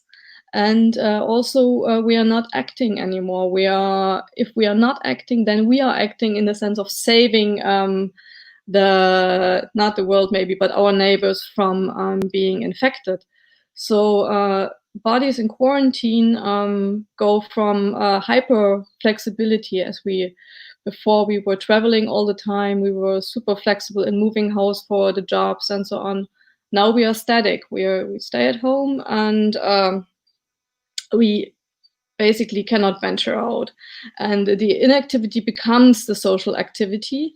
So life is virtual in unprecedented ways, and I don't want to be too pessimistic about the technologies used nowadays, but I think that the way we are using technology in this special historical moment is a way that more fuels an old worldview of the things we want to overcome, the dualistic and the old school humanistic way of seeing the world. So what happens to us? We are trapped in our homes. Basically, our bodies close somehow in on themselves. So the mask is a symbol for turning your gaze inwards. So if you go out and you wear the mask, you breathe your own breath, and also your smell is cut off from the outside, and it is kind of a solipsistic experience, I would say. And also in staying at home, in staying forever in these long Zoom meetings, you start feeling your own body as a kind of a weight, not as a possibility, not as a creative field of potentialities. So basically what we are now, we are stuck with our own experiences and thoughts. So this is what I find problematic, also in the sense of establishing another more open post-human culture. The digital side of this, we heard about it already, so there's a much higher acceptance and frequent use of digital technology. And the question is this what we are experiencing now? Is this, so I will be formulating more questions than answers, because I don't really have solutions at hand, so maybe we can discuss about this. The question is this a shift in quantity? Or is it also a new quality, what we're experiencing with the new use of Zoom and so on? And we should think hard about what qualitative experiences we're gaining and losing. And I think Carmel is on the right track, that there are too many senses getting lost, and the translation is never without any it's never without friction. So we cannot actually replace our bodily encounters with the Zoom encounters. Again, so the life world, the reality changes toward a type of anesthetization. So instead of having novel, interesting experiences, we become more like sedated in a sense. And also we turn back to the Cartesian way of prioritizing the visual, the distant sense, instead of closeness. And we're shutting off basically external sensory input. Looking at the representation of our body in the virtual reality, in big data, we had before already a data double, or as Jaime maybe would have it with Deleuze, the individual. So all the information that is fed from our bodies into the data gathering devices are very, very different flows of information about body states, about movement, and about everything else that basically can be measured. So we have a kind of specter within the digital world that is a fragmented, or maybe as Stelarc said, a fractal flesh. So a perspectivized representation of our bodily being. And the question is now, with this new situation, what is happening also to this specter of us? It was dependent on activity. Now we're less active, we're less moving, and will these data doubles of us change in themselves somehow, become more integrated or not integrated at all? And how will they appear back to us? So now they appear to us as forms of suggestions for targeted marketing, of suggestions where to go, or how our smart homes function. So all these fragmented perspectives mirror what is our data double in the virtual world. And the question would be, can bodily information be put to use in novel forms of bodily engagement with the virtual? I think this is what also the artwork that Carmel was showing reference to. And there's also another virtual body that comes up with the crisis.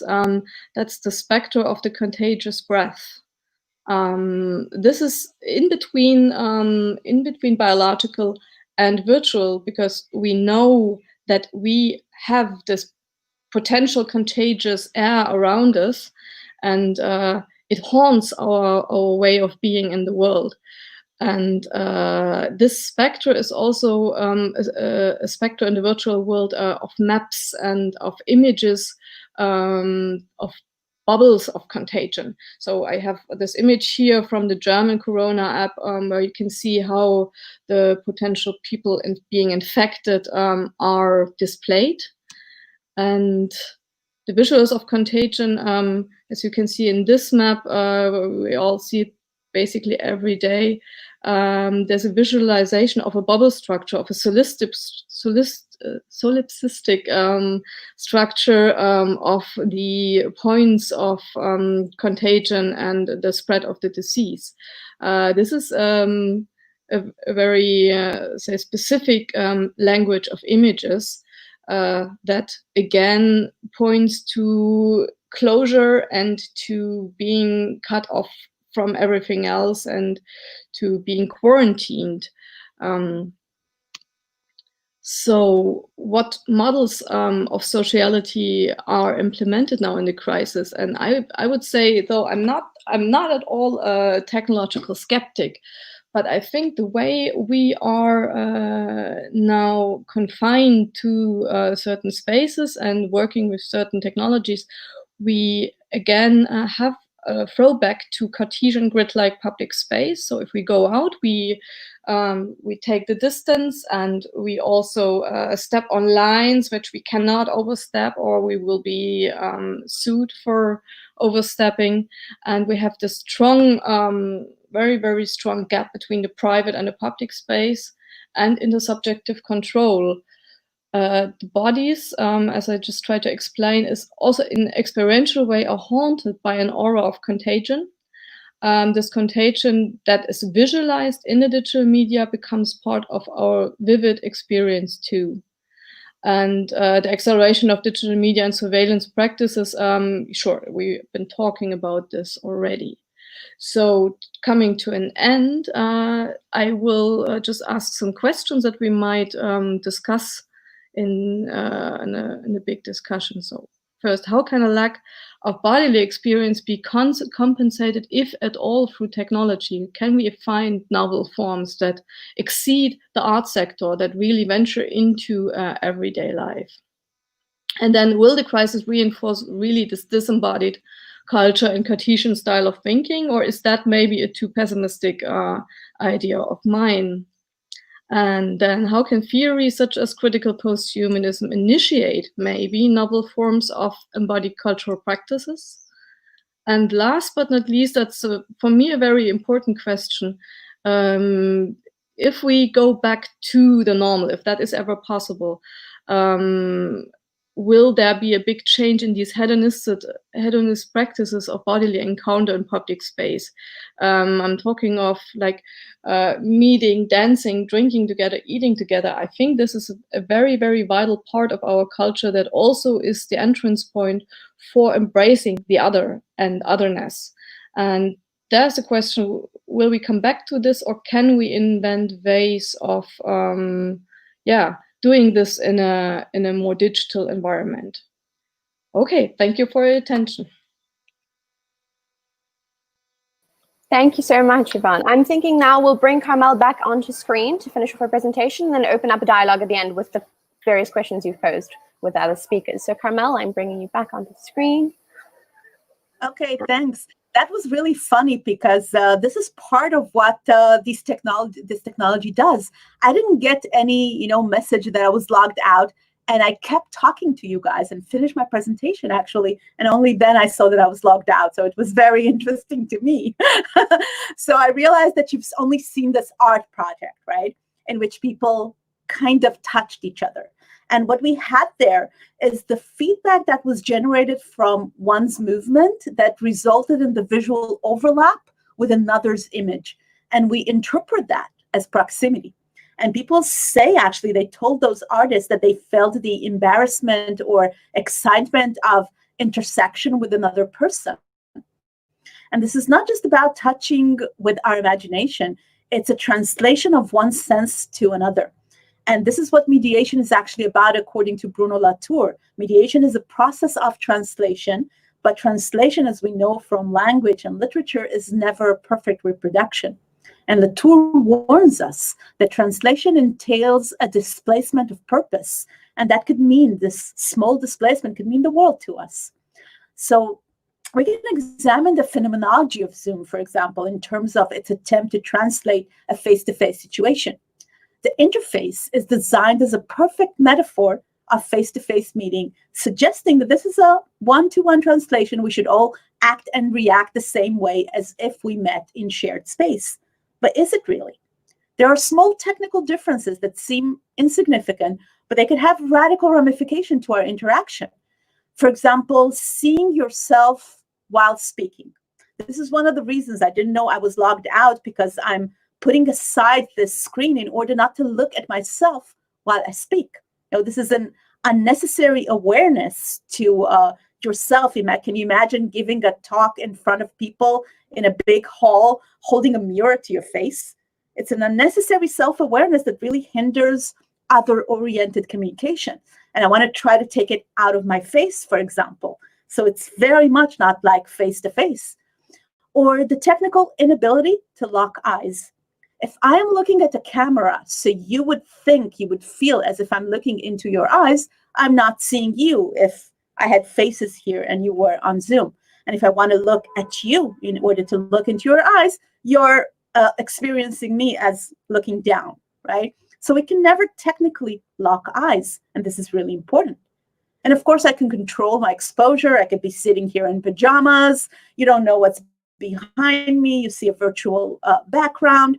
And so all of these things could hinder interaction according to humanistic theory. Philosophers like Emmanuel Levinas, Martin Buber, Zygmunt Bauman, they really worried about the ethics of connection from a distance, because their assumption was that face-to-face setting is the only space in which we have little control over our exposure. And this is where the magic of encountering otherness, being moved to action by it, this is where it truly happens, when you have less control. And we need eye contact for that, because when I see you, it means I see into you through the windows of the soul that are your eyes. And this is a key for intimacy, trust, empathy. And it doesn't happen if we can't lock eyes online. So in this case, I just view you and you watch me as if we were just another tab containing a piece of media content. And what makes it worse is if I'm busy looking at me while talking to you, right? So from a humanistic social theory perspective, all of this is a disaster. It's a loss of makeup of society. We can't handle this. But the translation of the social into media, which is what I suggested as perhaps a post-human facet, doesn't mean we lose empathy and connection. We might be just doing it differently. In a different setting, we do things differently. And perhaps things change form, and we should not look for them through the tools of embodied face-to-face tools and concepts. If we think through media theory, we may notice other expressions of connection and empathy created elsewhere. Now, what do we do online? How would you create this? Perhaps through viral sharing, selfie practices, things that entail witnessing of distant suffering. Perhaps where the eyes and the face don't work in order to say this is a human being, feel their presence, a good story. Well, we are still touched by a great narrative. It could generate action. So the only news here is that regular people in interpersonal communication need perhaps to adopt media strategies in order to approach us remotely. This isn't about the traditional notions of face-to-face and I anymore, so their representation of face-to-face and I might not work. But it doesn't mean they're gone. We should look for it elsewhere. Adopt media theory and not social theory, because this is the setting we are at, and the translation perhaps is the wrong metaphor to look through. So perhaps I'm advancing now to the attempt to articulate a post-humanist perspective, which I see as a win-win situation, an augmentation that preserves the best of both worlds, that transcends and includes both humanistic and transhuman perspectives. Now, digital media to me are post-humanist in nature, since they are cyborgian in Donna Haraway's sense. They challenge boundaries between interpersonal and mass communication, between material and immaterial, between biology and information. And this is a less discussed boundary in Donna Haraway's Cyborg Manifesto, the one between material and immaterial, but it resonated profoundly with early internet researchers. Our online actions and discourse were seen and explored in continuity with our embodied identity, and new meanings were created from that in-betweenness. So our post-humanist challenge, I think, is to enjoy the extension across space and time without fixating and abandoning the body. So it might mean we need to perhaps pace our extension somehow, or find ways to involve more senses so it won't be just watching each other, and it qualifies as some form of meaning. I know a professor that insists on teaching with his full body, walking in front of the camera, writing on a chalkboard and a small board at home instead of just, teaching in this fixed talking head mode, on which I am now as well. So since my version of post-humanism transcends humanism by inclusions, how should we make sure that we take from the humanist perspective and preserve in this augmentation? So body, space, and time, to me, are not just mere obstacles for media to overcome in order to connect us better and faster. They're not just things that segregate us and waste our resources. They're the context for human lives and fundamental to our experience. Experience is a process. It's a ritual sequence. It's a procedure. The body is slower than the mind, but it's not just about information transfer. Even the term information processing assumes a process of internalization, a change.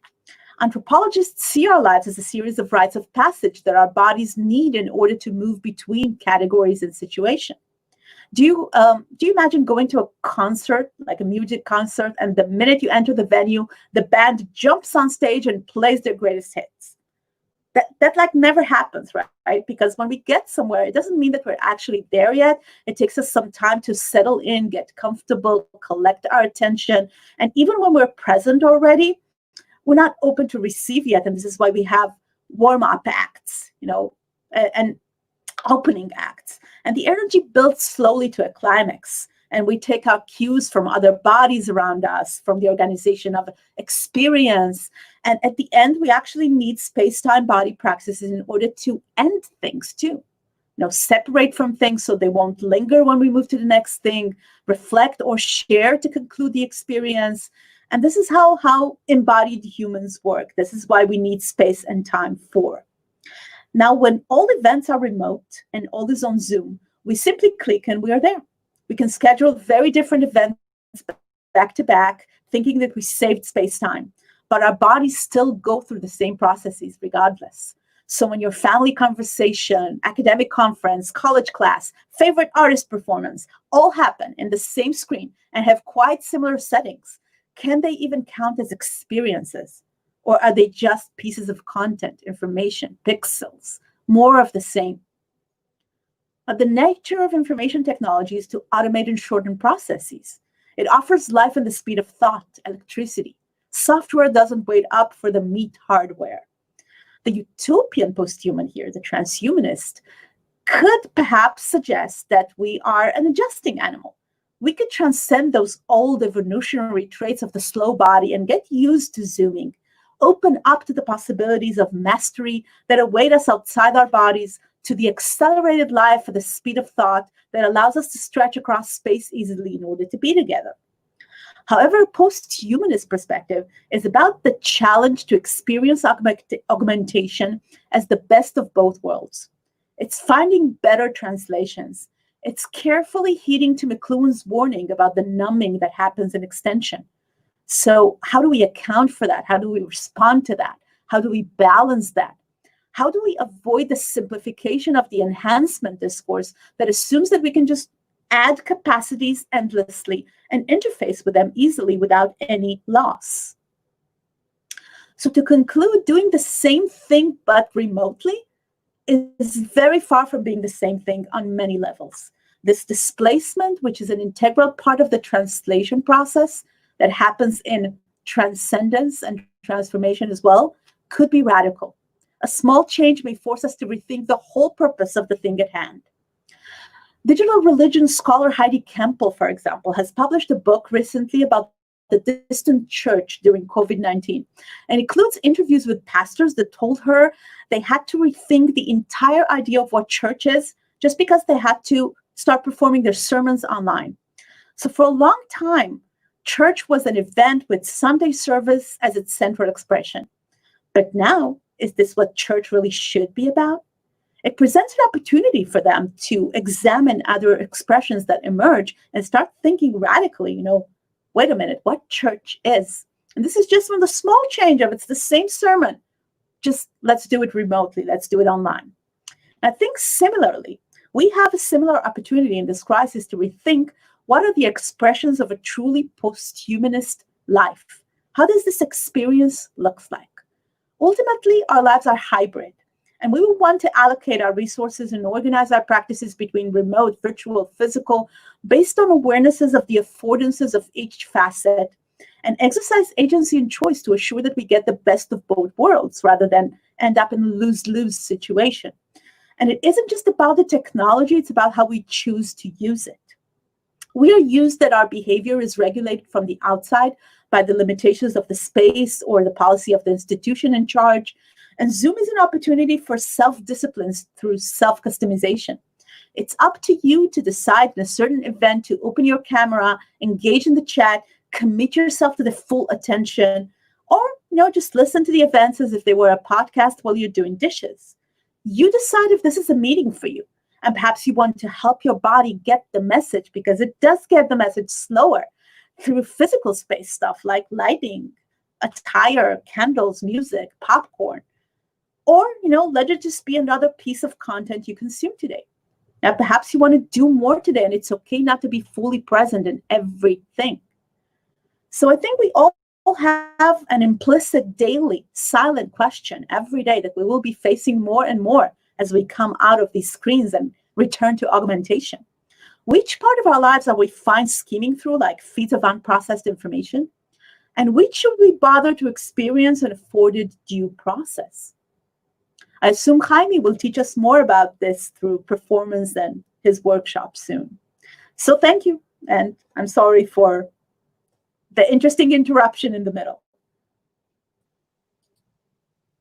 Thank you, and I think everyone should join now. We will maybe take turns because we are more than 6, and no more than 6 people can be in the screen, but we will swap and talk. Let me just mention that while you were absent, now we know that you kept talking, but we just lost you. So I was trying, while we waited for you, I was commenting on the audience that, that they could also find some of these arguments in the video you posted on the channel. And then I expanded on, do you know these studies that Sandy Stone did in the 80s or 90s, an anthropological study on phone sex work? Right. And so Sandy Stone would say that what was going through the wires was bodies. It was bodies going through the wires, but it was a narrow bandwidth body. And so I think this issue of the narrow bandwidth of the body itself is an interesting concept. And so my question, and what I always reflect upon and try to activate as well, is how can we bring back a broader bandwidth body? No matter, this is beyond the kind of humanistic or prosthetic. It's in any sense, technological, biological, and across. How can we enact broader bandwidth bodies in any spectrum of our lives? which is what I will also, as you mentioned, try to also convey some possibilities with the performance and the workshop. But let's bring as many of the others as we can. Yes, I will be jumping in and out and adding all the speakers. They're only allowed 6 at a time, so Jaime will be removing us. Speakers, get ready to be added onto screen. So maybe Jaime can respond to what you just said, that I think that broadening the bandwidth is a matter of more sensorial experience, because I do feel that the eyes are doing most of the labor of other senses as well. And it's not just about, getting up and moving and things like that. I think that in terms of encoding and decoding, and the processing should be done by more senses, and perhaps technology is going that way through holograms, for example. Imagine we would be meeting in holograms. So this will be a hologram is a more broadband token of the body, right? Well, I think what has been missed by the kind of visual-oriented Cartesian tradition that dominates literally every kind of ontology and epistemology is that the way perception operates is mostly, exclusively and always cross-modal. It's never in one modality. It's always a complex and plastic interrelation of sensory modalities that is at stake. It is already Charles Scott Sherrington who provided this amazing view of the integrative function of the nervous system in 1906. Where he described the exteroceptive, proprioceptive, and interoceptive fields, he was calling them. I'm picking up on his theory, which I think was so revolutionary, it got totally overlooked. So I'm building a proprioception theory of perception based on his study. So it's always about integration. There's never the operation of one single. So what happens with perspective is that there's the absolute hierarchy and dominance. We still have proprioception, but it's just tiny algorithmic movements, the fingers and the eyes, which is the same we already had in the Renaissance. When we see Dürer's engravings of perspectival machines, it's exactly the same. The draftsman sitting still, doing little movements in the hands and the eyes. It's 600 years we have been performing this type of algorithmic reduction of movement. So it's still there. Proprioception is still there, but it's minimized to almost inexistence. So how do we bring it back? This is my core topic. Yeah. There is some interesting work being done now with electrical muscle stimulation. When I did the performances in the mid-90s of people in other places remotely accessing my body and remotely moving it by electrical muscle stimulation, that's simply kind of writing, but now through reading electrical muscle stimulation, you can do read and write. So, for example, if you in Madrid had a series of electrodes on your body, I had electrodes on my body. You move your arm, you could replicate that movement in my arm, or half of your body could initiate a task, and I could complete the task. And so this becomes a reality not only of feeling force feedback or texture online, but actually generating activities, interactive activities between bodies. So reading and writing of muscle stimulation makes that possible. I think what's wonderful about some of the work you do in that direction is when you create non-linear relations. So, for example, when with your, remind me if I'm correct, but in one of the third arm performances, I think it's your stomach muscles which are activating the movement of the arm, right? So this is a non-linear correlation. It's not just a one-to-one kind of representation of me moving the arm and you reproduce it. So this new relation that you establish, right? It creates a new relationality.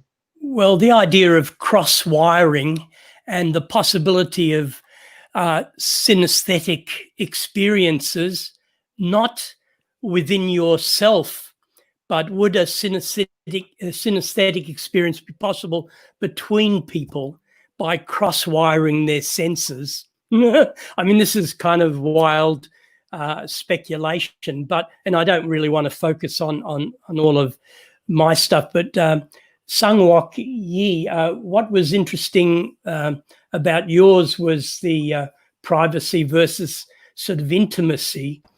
But now with intimacy, we have the possibility of inserting technology into the body.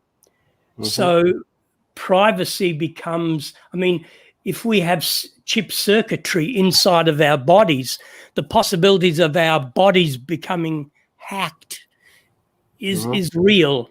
So it's not only privacy in social spaces, but privacy within our bodies themselves.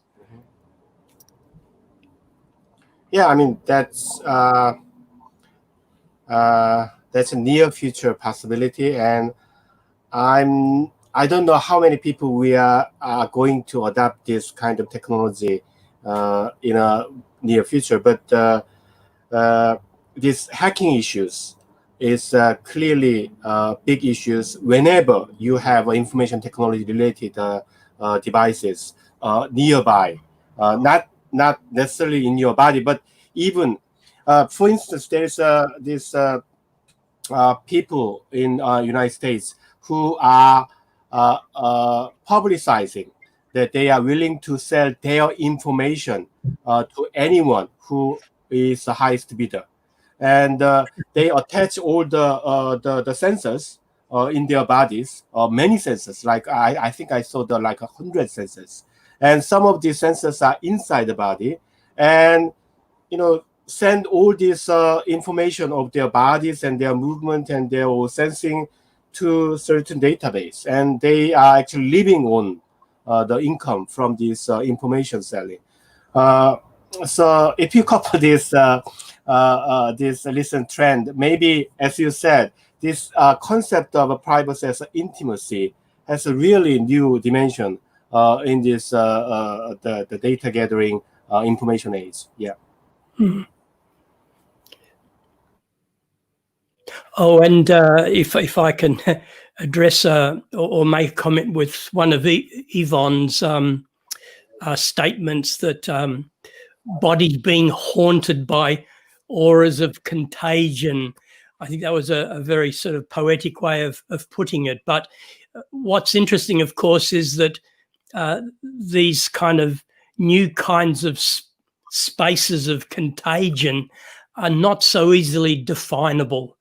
And so, we're sort of interacting with others, but mediated through invisible viruses, or I would assert digital entities, viral bits of code, increasingly microminiaturized and nanoscaled bits of technology. So I think that idea of visualizing the spaces of contagion, whether they're viral or digital, becomes a very important sort of space to critique. And how do you function in such spaces when it has to do not only with privacy but with safety in this case?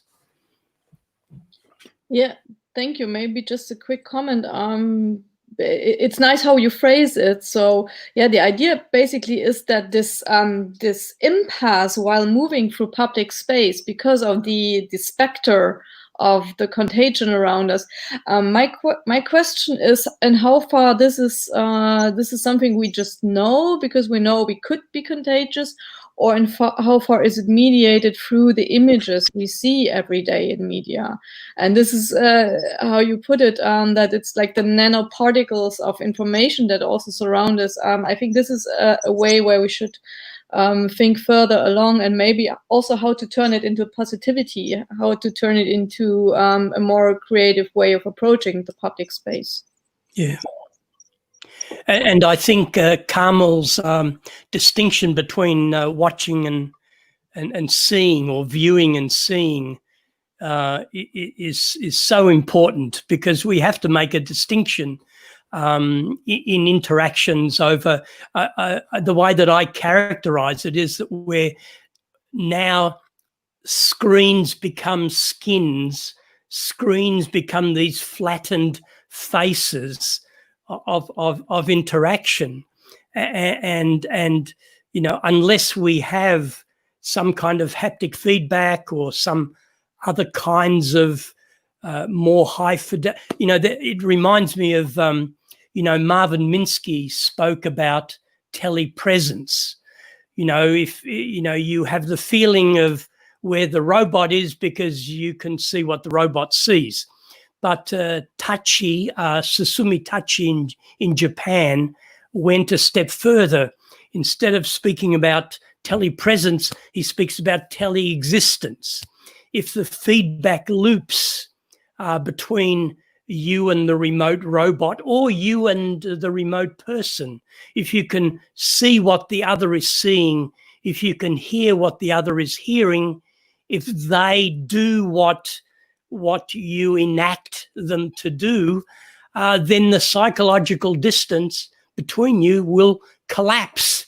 And in a sense, well, it's like when we speak to each other on a mobile phone, there's a kind of psychological collapse, acoustical, but still, you know, you seem to be, the idea of presence being marked by a double absence. We're neither here nor there. I'm trying to point out this thing that while I am extended to see, you know, from the robots, drones perspective, and I feel that I'm extended, I'm at the same time less embodied. I'm losing something in my actual body, and I'm numbed there, and I cannot. The challenge in art, I think, is to have them both somehow, awareness of both without losing this. This is what I'm trying to get at, you know, overcoming the cluenistic problem. Yeah.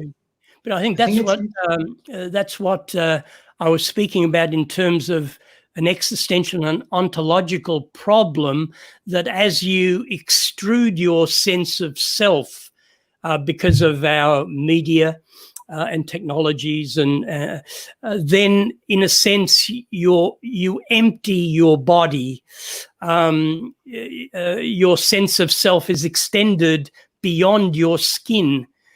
So you're not functioning physiologically within, but rather electronically without, externally. Can I briefly comment? I think it's very interesting. I don't know how you feel about this, but for me, having a phone call is much more intimate and embodied than this.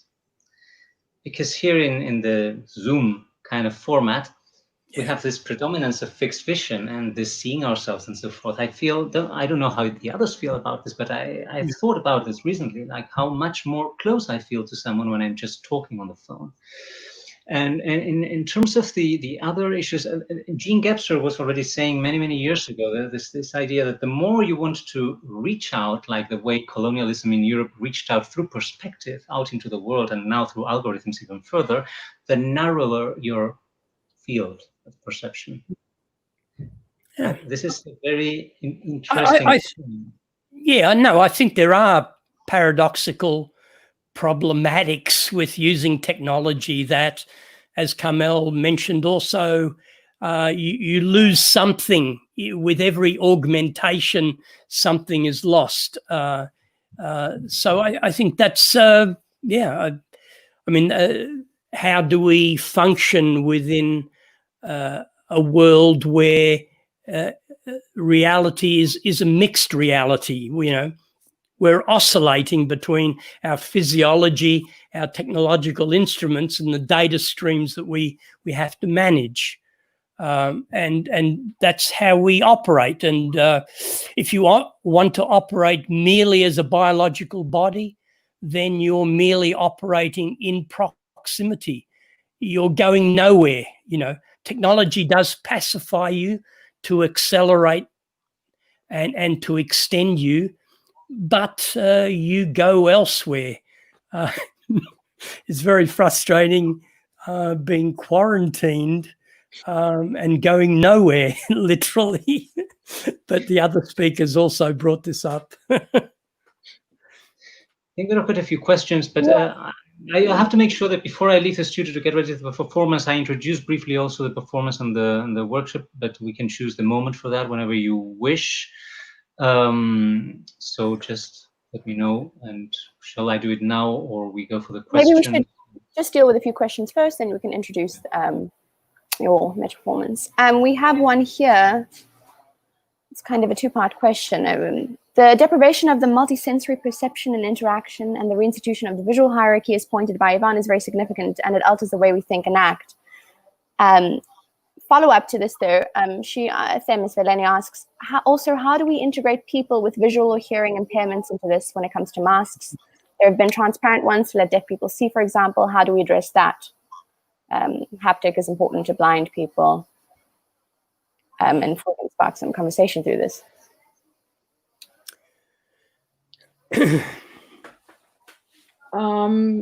Should I answer? Sure, if you could start.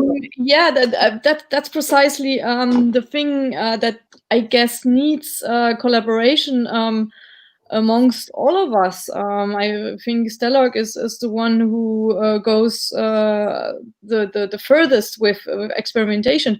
But all these things, that's why I was talking so pessimistically about these technologies, because they don't incorporate otherness in any sense so far. So what we really need is more experimentation with, for example, suits that will give haptic feedback that is transmitted through such a Zoom session or whatever. There are so many things that are thinkable but not yet usable. Mm-hmm. So yeah, we need a big interdisciplinary effort to make some steps there, I guess. If I could also direct a few more questions I saw you answered in the comments, but maybe we can bring this up in discussion. What are the obligations to community in post-human terms in the age of COVID? Example, the differences of attitudes towards quarantine around the world. For example, in Asia, masks are accepted as obligation to the community, but in the US, we're actively killing each other by insisting on personal liberty over community, on our consequent refusal to wear masks. If anyone would like to jump in first for this question. Okay, may I start? Yes, please. Yeah. Okay. I think that what we should approach this question is not from the community obligation perspective. The reason why I'm saying this is not because it's wrong or incorrect. It's a correct way of putting the question, but it's not very fruitful because, for instance, mask. It seems to me that the Western culture, the face is very crucial for showing their identity and their kind of assertion toward the world. So if you disguise or if you shield some part of your face with mask, then you feel kind of degenerated or somehow underpowered. I mean, maybe that is the one potential feeling you may think that when you wear the mask. The point is, we don't have that tradition. So it's not particularly because we are very committed to the communal value. I mean, maybe that is the case, but because we are not attaching any kind of bad image or bad value with respect to the wearing mask. It's very easy to wear the mask when the wearing mask is very effective way of protecting yourselves, your family, and your community from spreading disease. And also, we have a historical reason. I mean, in Korea, there has been, before COVID-19, there has been several occasions of a virus epidemic, not at the scale of this pandemic, but still quite a serious one, like MERS, which was very influential for many years ago. And so we are used to this kind of protection with mask. And because we are hampered by the quarantine efforts when we had the MERS disaster, our government and our National Assembly were able to enact legislation of imposing several measures on citizens. If we didn't have that experience, I think we may have a similar attitude toward this kind of privacy infringement. So what I'm saying is this. I think that the more fruitful way of approaching this, the difference between the Western world and the Asian countries are not from the perspectives of how strong the community obligation feeling is, but rather we look at the culture as an institution. The technical definition of institution is patterned behavior of a lot of people. So because we have a different history and social institution and legal institution, we tend to have a different cultural attitude toward the mask and all kinds of responses. I think that's the way I think. Yeah.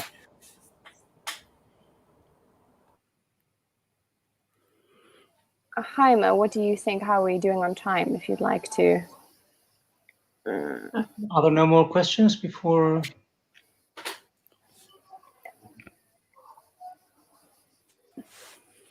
These are most of the questions that have come up. Yeah. So, well, shall I then go for explaining a bit the performance and the workshop, and then I leave and we'll come back later. Because the idea is that when you finish the discussion, I will enter with the performance and then the broadcast will end. So the goodbyes can be said before the performance, right? So that you can keep with the atmosphere of it.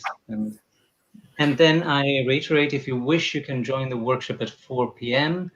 I put the email that you need to write to so that you get the link in Jitsi to join it, which will be precisely about this issue of how to bring back a broader bandwidth body, which I think one can do. My take for many years now is strikingly simple and related to what I call ontological hacking through movement. It's just a question of moving differently. It's a question of bringing back proprioceptive variation in the body. So the body is a field of, I call it a flock of 360 joints, which in itself is a field of endless variation of possibilities. But we have narrowed that down radically through aligning over millennia with geometric environments, which I call the algorithm. This age of algorithms is a millennia-long process of alignment of movement where, in fact, extrusion has become associated to reduction. And I want to counteract that and find out ways of creating a qualitative augmentation, which will imply less quantitative augmentation. So this dissonance is an interesting one, say, between the quantitative increase, variation, the capacity to vary, versus just the pure quantity, which I think implies always a reduction of quality. I think qualitative variation. This is a complex tension, and it would be an endless discussion. But in a way, in the workshop, it's just about letting people explore and discover that there is this wonderful sense we call proprioception, that is where also multisensory integration is one with our capacity to act, where we sense the world in sensing ourselves, and as a field in constant transformation, and how that allows us to introduce continuous subtle variations in how we move and perceive everything in relation to any technology as well, so that we can onto-hack and bring back more richness into our relation with absolutely everything, our spaces, our technologies, in confinement, in the open air, or with ourselves or with others, and so forth. So I invite you to join it, and you can, well, hopefully get something from that. And the performance, well, let me just quickly say, it's a project I've been doing for many years, at least since 2007, in many, many formats, from street interventions, public projecting on buildings, to one-to-one encounters with the audience, or immersive situations, and so forth. Now, this is the online version, which I have already done before, actually. And it's a very simple onto-hacking principle, which speaks a lot about my ideas on this. So I will be transposing the camera that we are now having fixed at a distance on the body, like this, right? So this is a very simple kind of prosthetics. It's a very simple transposition. What happens, though, is that the body sees, I will see myself through this eye, which is no longer here in the face. It's transposed. It has no more distance. It's a blurry kind of macro image. It's moving. It's no longer a fixed gaze. So we are onto hacking the parameters that have made of perspectival vision this hierarchical fixed point that frames things at a distance. right? So it's not working on the content, but on the actual infrastructure of perception and bringing back movement, proximity. So it's vision, it's a camera, it's a surveillance camera on the skin. But it, as I used to say many years ago, surveillance collapses in the realm of the amorphous, when this eye is no longer having the parameters of fixed distance that allows the surveillance camera to operate as such. This is what enacts what I call the post-anatomical body, a body that is no longer reducible to a form, a formless body, but consistent at the same time. The consistency of the formless is what I'm trying to work on a lot.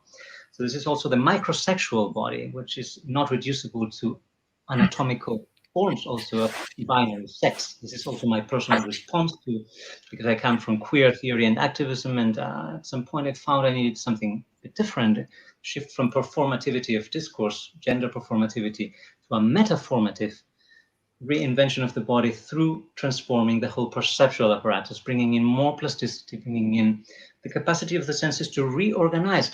This only requires to disalign. I do all the time workshops of disalignments, as I call them.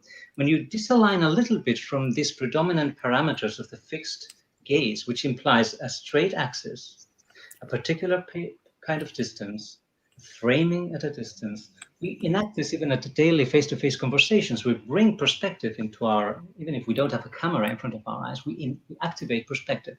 Just by disaligning the axis when we talk to someone, by twisting our body, the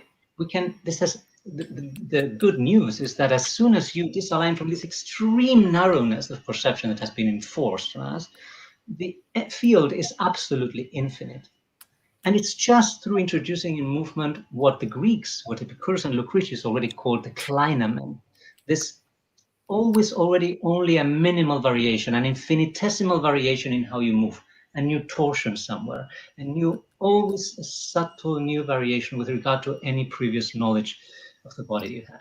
This is the way I work in relation to also other types of technologies, and movement itself is the primordial technology and this subtle variety. So this is what I will be sharing with you. So this is a metaformance, because it's not that you will be seeing my represented body. You will be sharing in ways I cannot know some of this self-perception I will be having and activating in that process. And this resonates a lot with things that Stella was saying before, because it will not be a Cartesian choice of how I move. In this kind of performance, in some ways, I could say I empty myself somewhat of, or I put aside the kind of subject that decides how to move, and I let the body take over. Let's remind, and we will work on this in the workshop, body intelligence is precisely the self-organizing capacity that the body has to move. I mean, the body is always moving, that we want it or not. Most of the movements the body does are not the ones that we think are rational choices of the Cartesian subject. We forget this sometimes. I think this needs to be empowered even further. And my techniques are a lot about that, about letting the body bring back itself and take further in new ways, in new unprecedented kinds of plasticity, this self-organizing power, this what I call the swarming power of movement, this swarming sense of proprioception. This is what I will invite you to discover in the workshop. And this technique is just one of the several techniques I developed over years to activate this kind of plasticity. So in a few minutes, now you will continue, I guess, with a bit of conversation. I will leave the studio and then I will come back. But please do all your goodbyes. I will say goodbye now to everyone before I leave, because then I will enter with the performance, and then when it fades out, we will say goodbye. Though, of course, hopefully we will keep in touch in some other ways. So I have to anticipate my goodbyes. Thank you to all the speakers and to all the co-organizers, and it's been great, I think, a great first experience of organizing this online forum. I hope that we will continue with more of this, although hopefully we will also soon come back to physical encounters. Just to say a positive thing about this situation is that I have had more ongoing contact with the collaborators than usual, because we were going to miss the physical encounter. I have had more continuous communication with some of the collaborators, and then we met for the tests. So the meeting for testing the camera was always a chance to catch up and talk. So there were some positive aspects of the situation, which we can also hopefully come back to. So thank you, and soon I will, if you can put me out if you want. Thank you, Jaime. I will add Evie, and I invite the speakers if they have any comments on what Jaime was speaking about, and also to possibly have any concluding remarks, a minute or two, to just wrap up any ideas. Maybe we could start with Stella, if you'd like to start it off. Oh, no, I think what was interesting for me were the issues discussed by and touched upon by all of the speakers, really, about how we can achieve an intimacy without proximity. And do we have to speak about intimacy by physical presence? Can you have an intimacy that's remotely generated?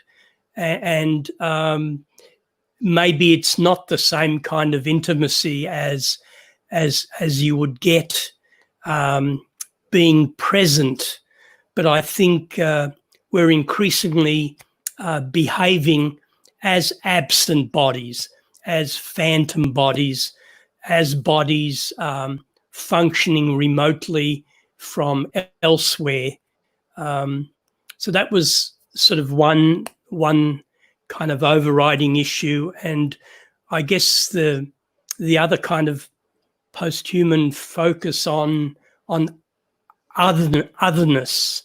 How do we experience the other and also the alien? And perhaps we can do this through our computational systems, our robots. So there are two issues that I think are really important. And with machines and robots, what minimum vocabularies of choreography can generate an aliveness. I mean, Jaime was speaking about the kind of infinite possibilities and plasticities of the human body. But we know that if a machine or if a robot blinks and smiles, that can be enough for a strong attachment. And in Japan, the idea of love dolls, these are not even robots. These are silicon, full-sized dolls. This can be enough. The mere physical presence of a love doll is an adequate way of generating a space of affection. And actually, one advertisement on a Japanese website for love dolls is that, well, you know, they don't speak, they don't bother you, they're always there to keep you company. Yes, you have to take care of them, you have to wash them, change their clothes, but, you know, with a minimum of fuss and with a minimum of trouble on your part, you can have the love and affection of something being physically present. So how much does physical presence equate to enabling a projection of love and sensitivity and open to other kinds of sensibilities? I just find that very fascinating, although somewhat inadequate. Thank you.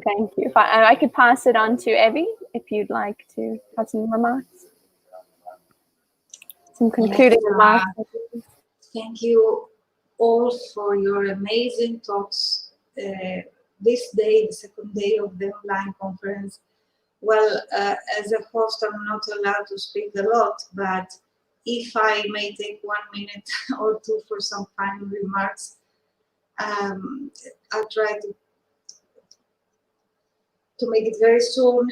Well, I'll start with Stelarc. I very much agree with your view on technology as not an alien-other, but rather as a cultural process that actually defines human species.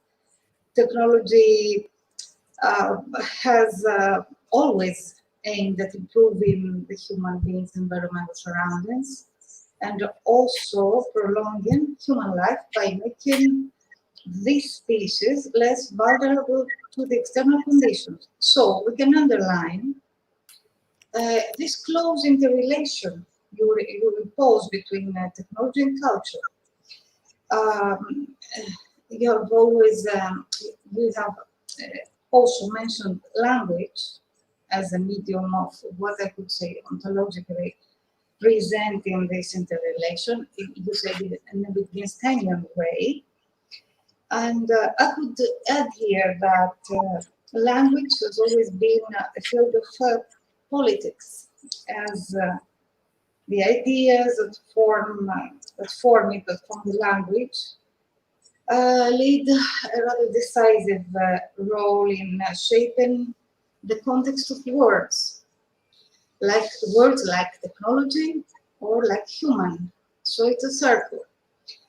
From a critical post-humanist view, we should take language as rather into serious consideration. I don't mean something like political correctness here, no, but rather exploring in every way, every word, the political insights that form ideas related to images and also embodiment, and that brings us embodiment forth. Embodiment it is another thing connected to words, actually. And conceptual art has shown that as a first artistic trend that could give us a clear image of what words mean in terms of images. And also the notion of the post-human in comparison to human and even the pre-human. I'm using the word pre-human because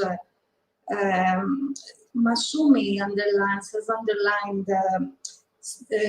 talking about Stelarc suspensions as an area between pre-human and post-human.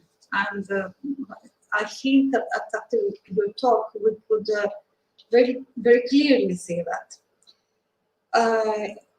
Let's take the example of the remote arm as a medium of filling the gap between the remote and the present form of, I could say, rather hyper-technological communication among humans and also among humans, machines, and artificial intelligence that goes beyond any prejudice for any form of existence. Stella, you have also many times mentioned animal life in the frame of this communication and in the interspecial notion of the post-human, that is at the same time the physical and the technological. What I would finally say is that in relation to the period, the COVID-19 period has shown us how little we know about embodiment.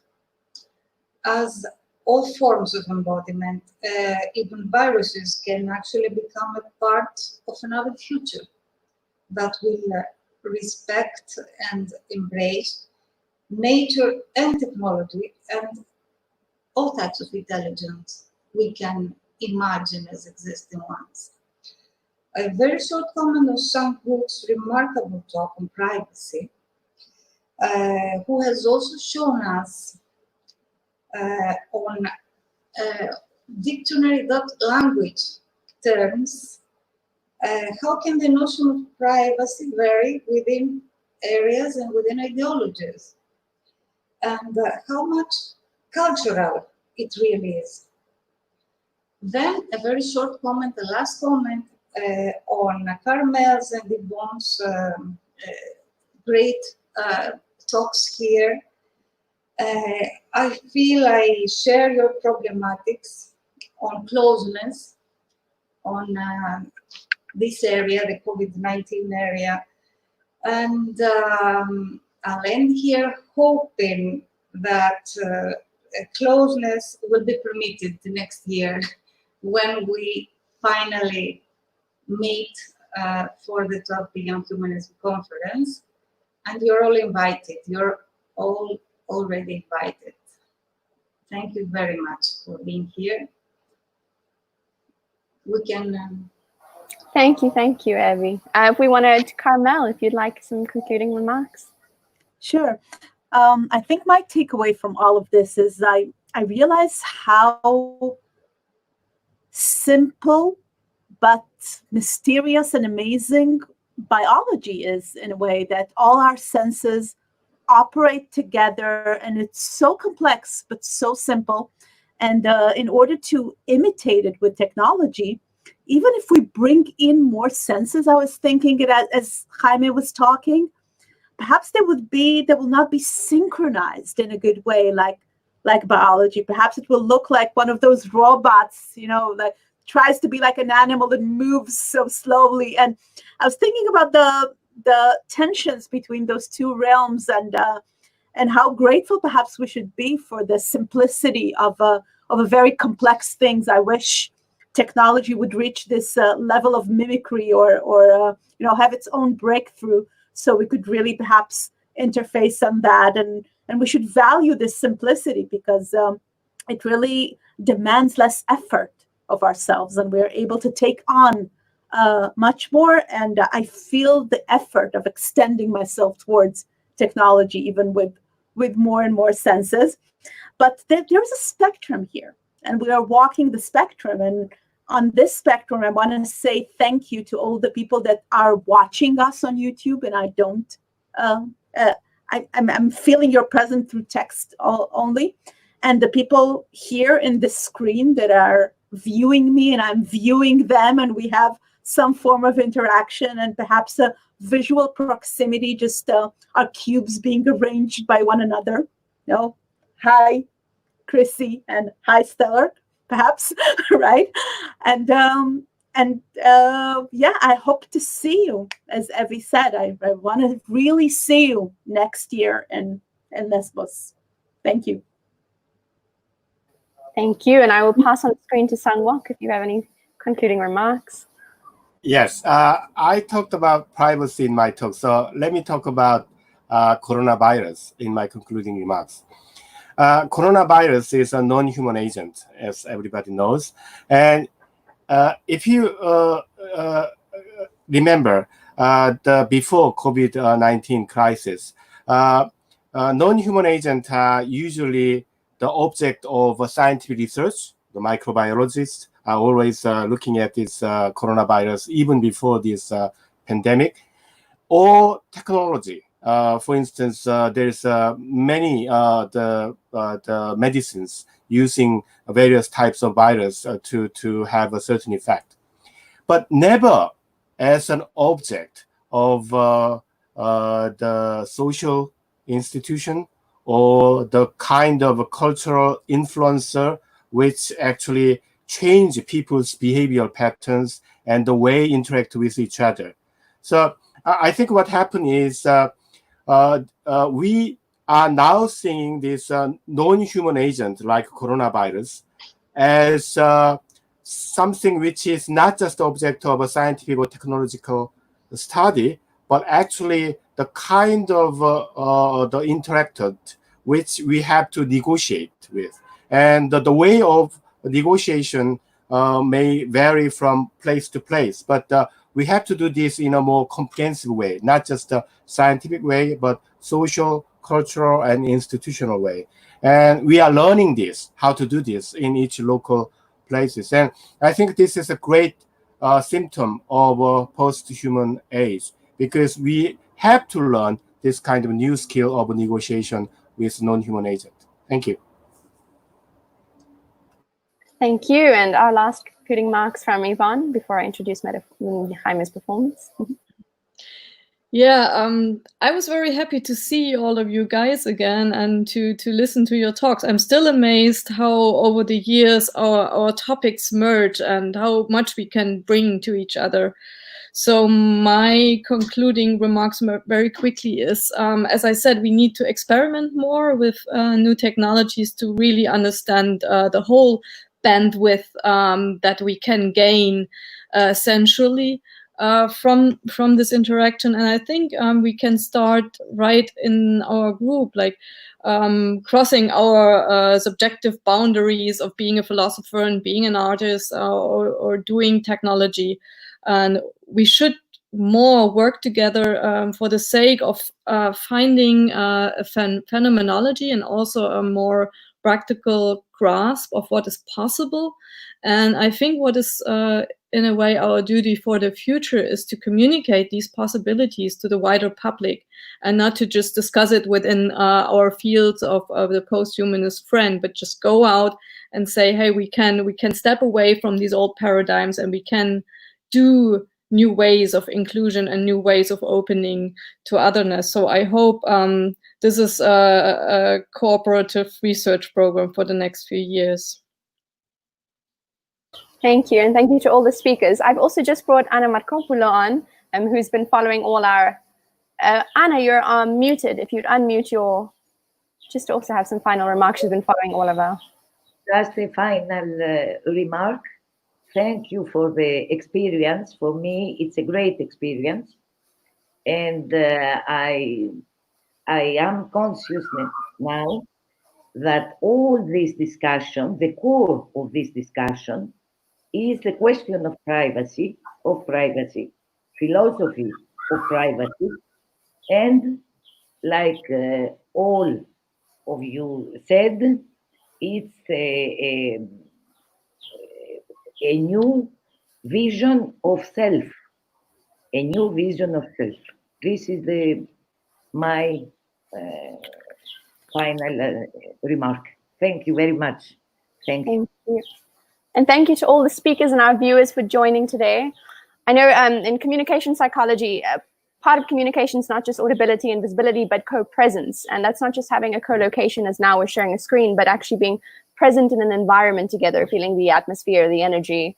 So although we can't unfortunately do that this year, hopefully in the coming years, we will be able to be all together. I'll be removing all the speakers from the screen now, and we'll be ending with Jaime's metaformance. So thank you to the speakers once again.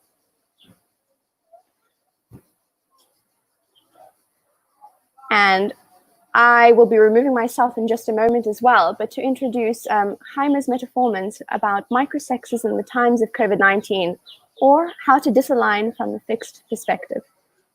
Thank you again to all our speakers and to all our viewers.